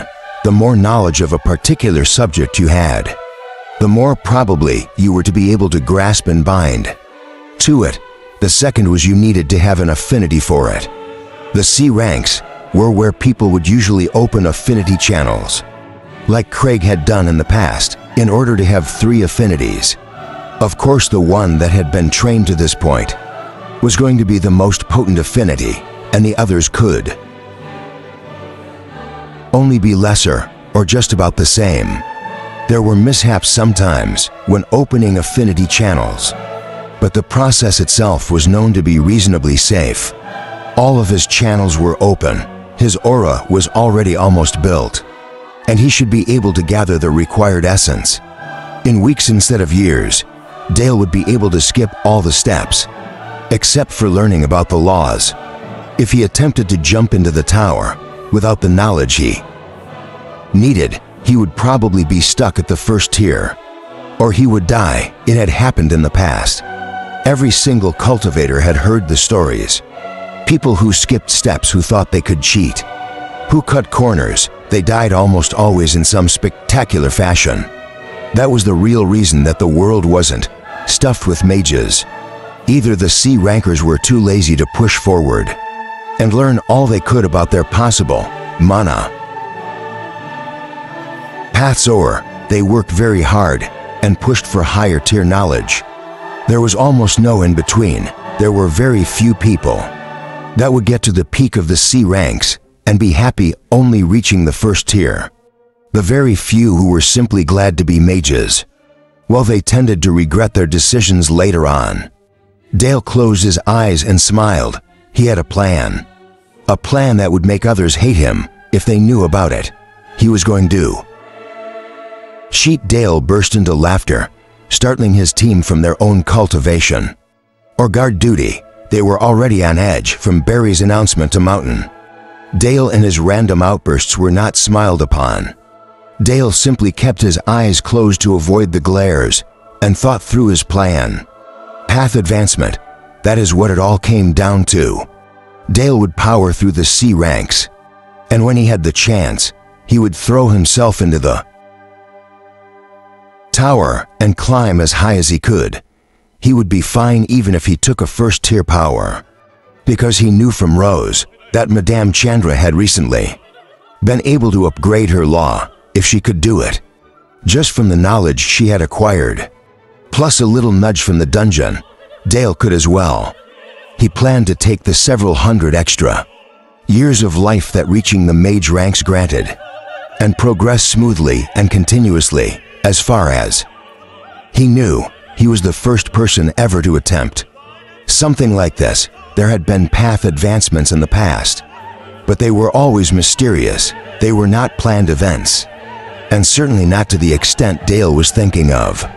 Most dreamed that they may be able to advance once before the S ranks, not him though. He was going to climb until he was happy with his choices. I still can't believe what I'm seeing. Hans shook his head and sighed as he watched the substance flow through Dale and connect each cell in his body to his core. The weave was done with pure essence, and the weave was so tight that Dale's body must have increased in durability and strength by a factor of 10. You look like a royal with that technique. If you ever find or make a spare of that, I have a hidden pit filled with platinum and gold coins I'd hand over. Dale chuckled as he infused the skin on his palms. dust falling as his epidermis tightened and thickened. Ouch, wasn't supposed to do that. I'll see what I can do, Hans. Chapter 37. Dale's team walked out of the labyrinth and looked around, utterly dumbfounded by the sheer chaos in the surrounding area. People were running toward the portal guild. Shock troops were coming out of it. The projection on the wall had increased in size, and the undead were clearly visible, and merchants were basically under attack from cultivators trying to buy things. Over all of this was the shouting. Everyone was yelling about something. Whether it was ordering another out of their way, screaming for some reason, or attempting to attract the merchants' attention. A few impromptu bar areas had been set up as well, and these were making money hand over fist. "Over here, pharmacist," a man shouted at Stefan. Dale only recognized him because of his unique name. "I was here first, bedraggled and overworked." Stefan nodded painfully and slowly. "One potion of cure disease of sexual origin. Give me 15 minutes, hey. Hurry it up if I don't have that potion ready. By the time we are sent to fight, I'm going to cut you." Stefan didn't react to this shout, moving at a continuous pace. No matter the verbal assault thrown at him, I guess. "We're getting closer to the undead than I expected." Dale frowned as he looked at his team. They were all pretty worn down from the last few weeks of intense training and cultivation. "We should all split up and get some rest. Thank you all for helping me get to this point. I won't forget it. Sorry if I haven't been as invested in the team as I should have been recently." Rose rolled her eyes. "Dale, you aren't the only person in the world. What do you think we do when we aren't working together? Sit around, drinking and longing for your company? I mean, I do that." Hans batted his eyelashes at Dale. "Oh, stop it. No, we train, hone our skills, and live our own lives also. When we party up like this, you aren't the only one who benefits. We've all been cultivating. We've all gotten stronger. You're fine. We work with you because it is mutually beneficial, and we all like each other." Rose glanced at Hans. "That is, we all like most of the group. Don't go all melodramatic on us again." Dale froze, gradually losing his severe expression and laughing.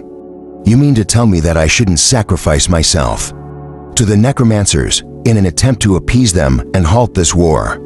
Well, there goes that plan." This got a few pity laughs, but the message was clear. They were all friends who would stick together without the need to promise rewards in the future. "I will gladly take you up on the offer of rest, friend Dale." Tom clapped Dale on the back, frowning as his hand stung. And Dale didn't budge an inch. "Huh, that is new. You seem to have become denser. That explains why we need to keep explaining things to him." Rose called as she walked away. The others chuckled and scattered to pursue their own interests, leaving Dale to plan his next move. He opened his bag and counted the gold and silver he had stored away. His bank account held more, but the large pile of gold he carried with him should do for now. He walked into one of the only places in the academy courtyard not stuffed with people, and started shouting, adding to the noise. "Buying cores in bulk. Sell your cores for gold here." There were a few people giving him strange looks, but soon enough, students began drifting over to sell him their cores. When word spread that he was paying good coin, the crowd around him increased quickly. Usually, cores were graded and judged by the person buying them, but Dale gave a gold coin for any that held the density of an upper C rank, and half that for anything mid or low. No one offered him a B rank core, or he would have certainly bought that as well. When interest in his services waned, he went around to any merchant that was offering cultivation supplies and purchased any cores they had. Finally, he went to the guild store and purchased cores until his coin ran out. Looking through his bags, Dale could only smile as he saw the vast amount of gem-like objects assembled there. If the labyrinth had been truthful, his meridians were more easily able to handle the large amount of essence that shattering a core would inject into his body. He needed to be careful, but if this worked, he would be able to get so much more essence for his trouble cultivating well. Holding a core worked far better, but it was too slow for his needs. He wasted less doing it properly, but it would take hours to drain a single core. In a pinch, this would also let him empower abilities and supercharge his substance attacks. Dale needed to finish working with his skin. He was honestly surprised how long it took to work on this organ. You couldn't just infuse a patch of skin to completion. Each layer of skin across the entire body needed to be gradually connected at the same time, so that it wouldn't crack and separate from the other layers or the flesh around it.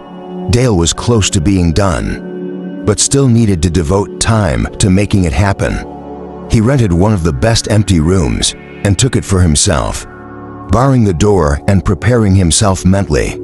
He was nearly drained from the work he had done so far, and so wasted no time in getting a core out and forcefully crushing it.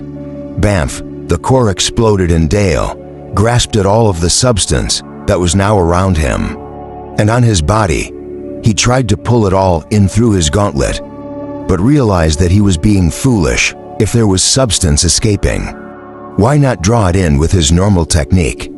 Dale popped another core and maintained his cultivation. This time, he was able to gain a large amount of essence before the remaining power diffused into the area. Dale grinned pleased. He had been able to get one of the personal cultivation rooms at the academy, being the headmaster's pupil. To have some side benefits, there was a reason he had taken this particular room. It had a weak but useful essence, gathering runes throughout the area. Even though he was losing some of the energy from the core, he would eventually get it back. There was no real escape for this essence. He would have it all. An hour passed and Dale's bag, full of cores, had been reduced by a quarter. He was absolutely sick of the feeling of substance crashing into him. Like this, it felt like an instant drunken high, followed by an immediate hangover. At the start, it had only felt good, but this was no longer fun. It was work, and that was all Dale needed to remind himself of. In order to get the motivation to withdraw and crush yet another core, his skin had finished infusing within the first 10 minutes of this training, and his cultivation rank had skyrocketed. He broke one more core and shoved the essence against the barriers in his center. A common misconception was that if you had enough power, you would easily break the bottlenecks that held you in place. Unfortunately, the barriers to advancement were elastic. Pushing on them weakened them over time, but they were fine with expanding to a small degree. Cultivation usually stretched the barriers over and over until they finally gave out. But Dale was attempting to break the barriers as if they were rigid structures. If someone else was using sandpaper to scrape away, he was wildly swinging a hammer and hoping that it would hit a weak spot just right. This method was painful, as the blockages were not in your physical body, but in your soul and your psyche. Dale crushed another core and coughed, wiping away fresh blood that had begun dripping from his nose. He absorbed the substance and his barriers stopped expanding for a moment before deflating slightly. Dale felt this, and before his center could use the essence or remove it, he crushed another core. The power rushed into him, and his barriers to the C ranks began to crack.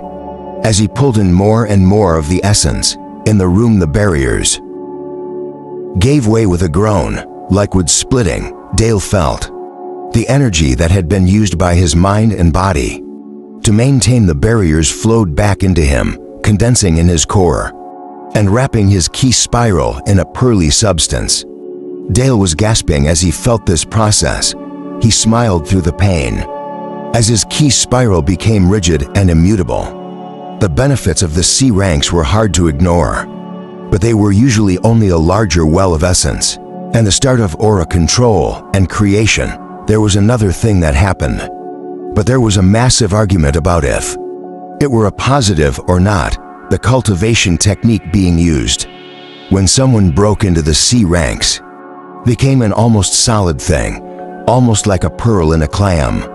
This meant that if you wanted to change your technique, after this point, you either needed to destroy your entire cultivation and start over in the F ranks, or make painstakingly slow changes to an almost solid key spiral. Some people liked this fact, since it meant they were genuinely committed to improving. If they had to start over, other people wanted the crystallization, because it allowed substance to move much faster through the body. Dale tested this rumor by willing substance to his hand. It's all ready. He shook off his wonder. His substance was incredibly responsive, even getting it to his hands. Before, had taken a few moments of thought and direction. Now it was simply there, ready to be used. He looked at his hands a moment longer, before clenching them and standing. Dale took a deep breath, let it out, and took another. Then he screamed, I did it, I did it. I'm in the C ranks, I'm C rank 0. Dale jumped up and down, his energy needing an outlet. He flipped in the air, punched the walls, and possibly even let a manly tear of joy slip out. After 30 seconds of this, he put his back to the wall and slid to the floor. His breath was coming hard and he whispered once more, I did it. Chapter 38, You Disgust Me. Hans glared at Dale as the young man walked toward them. With a wide smile on his face, it took me 22 years to get to the C ranks. 22 years, Dale. Why does he disgust you? Tom looked between them. His eyes, slightly glazed from the substance wine he was sipping. Those two statements seem entirely unrelated. Drink your wine, adults are speaking. Hans brushed Tom off, but the man didn't seem to mind. Simply drinking more wine with a cheerful smile. C rank 0. Do you know that you are basically glowing to my sight? If I didn't know you were new to the C ranks, I would assume you were at or near the end of the C ranks and about to break into the B ranks. You and old cloth-faced Craig have the same style of body, aura.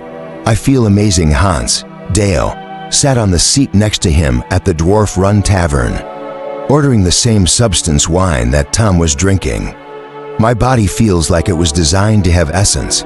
Moving through it, I literally feel 10 times stronger than I was a single rank ago. Well, that is how progression is supposed to work. Remember, each step in the rankings means that a similarly trained individual needs to have 10 people a single step lower fight him at the same time in order to be reasonably assured of victory. Also remember that this only holds true in the non-mage ranks. From there on, the tears from the tower come into play, and everything gets super messy. Hans watched Dale throw back his drink with a wide smile. At least I taught you something good, lad. I was worried you would get off as tedious with what you eat like Craig did. He always says, I'll eat what I want to. In the mage ranks, waste of good coin. Though, it's hard for magers to get good and drunk on anything affordable. I'm not going to get drunk, Hans. That was a celebratory glass and nothing more. We're going to war here soon. Dale twisted and caught Hans's fist as it was sailing at his arm. Oh, interesting. You think you are up to the task of keeping up with old Hansel Brede, eh? Hans's eyes were glittering with excitement as he imagined sparring against someone using moon elf fighting styles.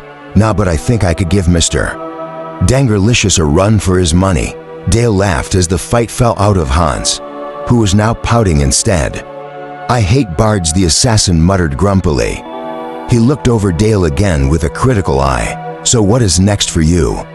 What law are you going to go for in the tower? Some noble pursuit, I assume. You look like a flesh mage. In the making to me. No, I want to be able to fight, not fix. Some lady's nose when she is sick of looking at it. Dale snorted at Hans's twitching face. You were hoping to convince me and then get a discount on future work, huh? Why do you know me so well? If you aren't trying to get drunk, can I get that? A tipsy dwarf reached for Dale's cup, taking it right out of his hand. Thanks, been a rough week to be a student. Name's Felderlin. I was in a Music class, that got wiped out in the dungeon. You should be nicer to bards, they try so hard. Hans looked at the drunk wreck of a dwarf, looked at Dale and worked to ignore the intruder, the young dwarf. Drank down the contents of his ill-gotten mug and grimaced light coming into his eyes. He was sobering up, the bartender behind the counter. A well-liked dwarf named Steve suddenly shouted into the room, "All right, who in here is a cleric? Someone is regenerating people, and they are losing their buzz. Knock it off, or you're going to be buying everyone drinks to make up for it when we find you." Agreed. I was having an enjoyable drinking session. Now I am fully sober, Tom sadly told his companions.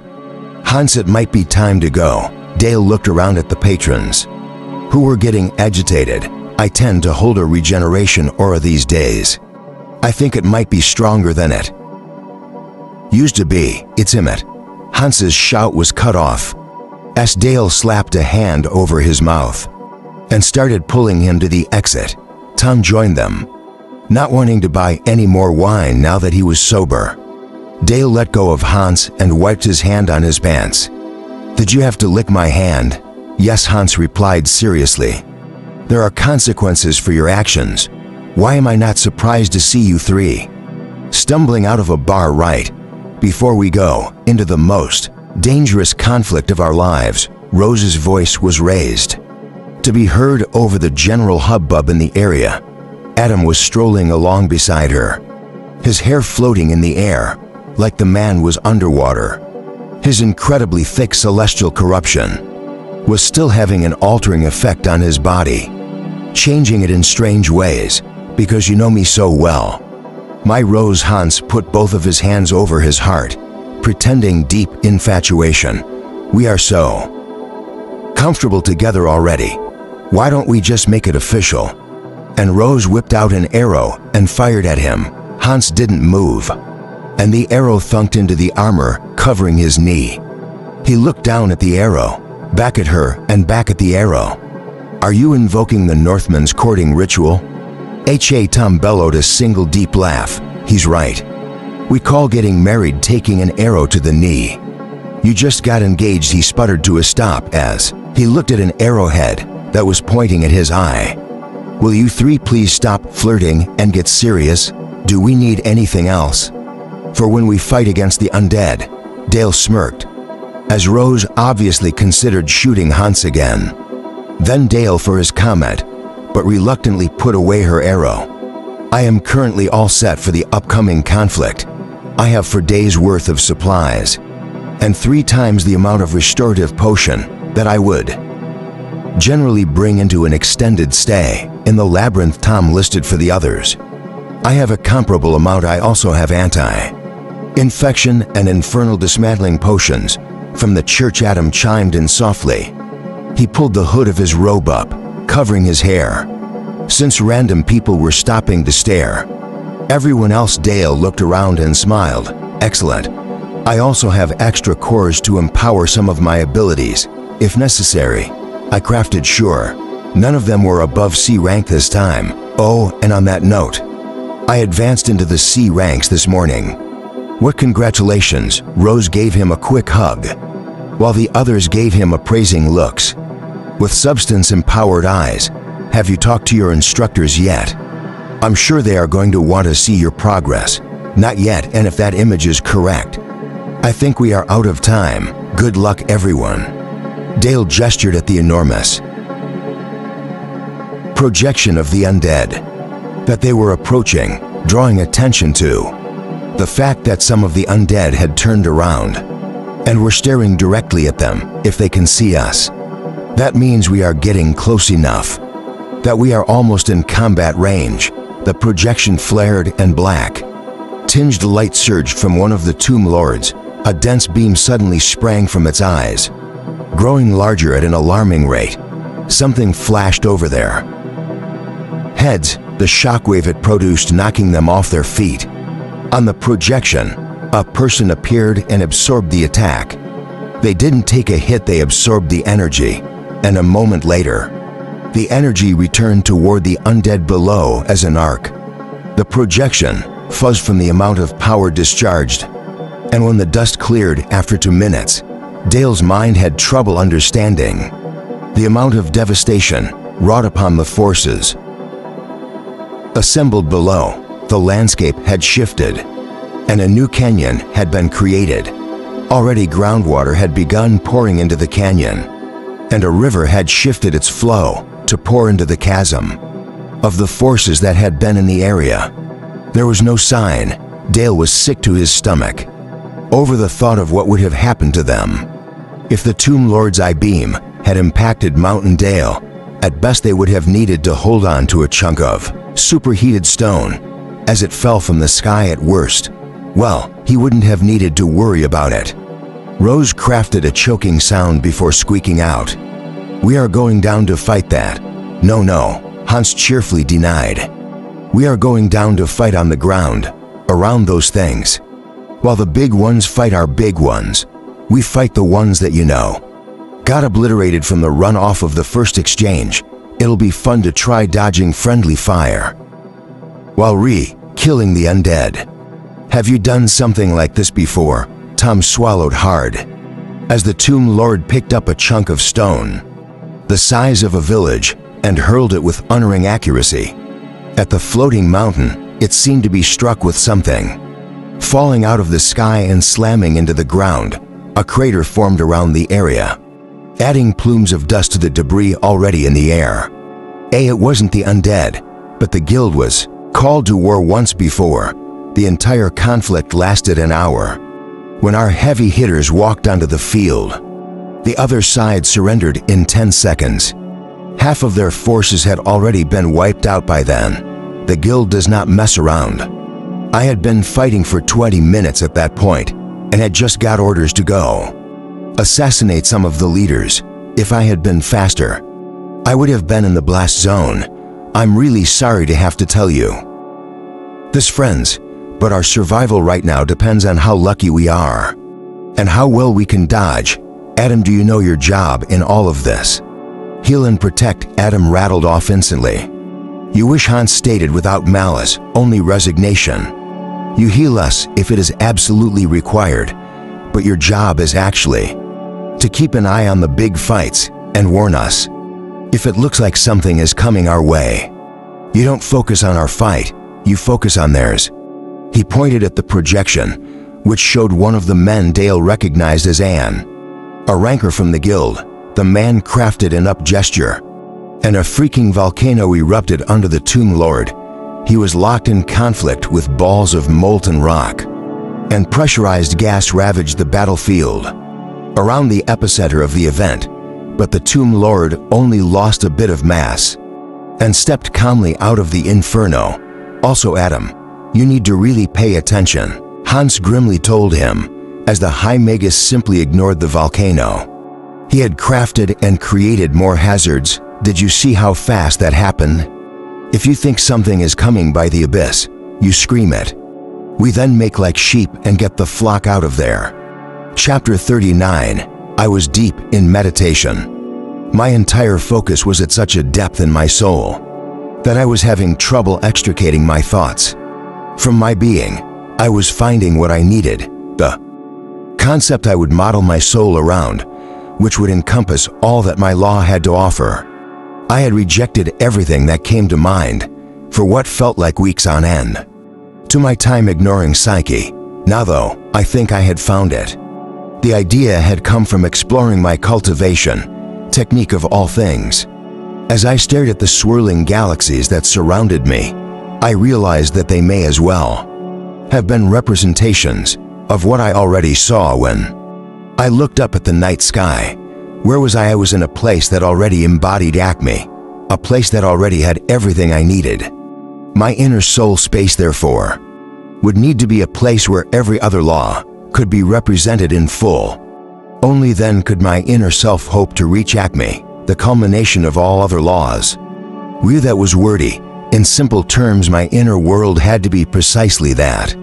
A world, as I accepted this fact, a vast influx of mana poured through my connection with Acme in essence, emptied in from the area surrounding my physical core. I took this as a good sign, as an acknowledgement of choosing correctly. As I watched an entire planet was sketched out, my study of the maps in reality obviously impacted my thoughts. As my inner world reflected the outer one, there were differences though. Not all of the laws were equal, and different sections of the planet seemed to be wavering strangely. It was time that was moving differently. I really hoped that my irreverent attitude toward time wouldn't make this go poorly. I felt tiny pops in my consciousness as the cores throughout my dungeon that I had been collecting corruption in burst and flooded into me. At first I was shocked and nearly sick when the corruption hit me. Certain that I was about to have a very bad time, my body had rejected every hint of this stuff in the past. After all, but instead of tainting my cultivation, the corruption flooded into my ethereal world and began infusing the stones. Water, light, everything. As more corruption entered me, my world became more robust, more real. I didn't know what to do, and I didn't know what was happening. I had lost control. My collected corruption stopped pouring into me. What I had thought of as abundant cores were already exhausted.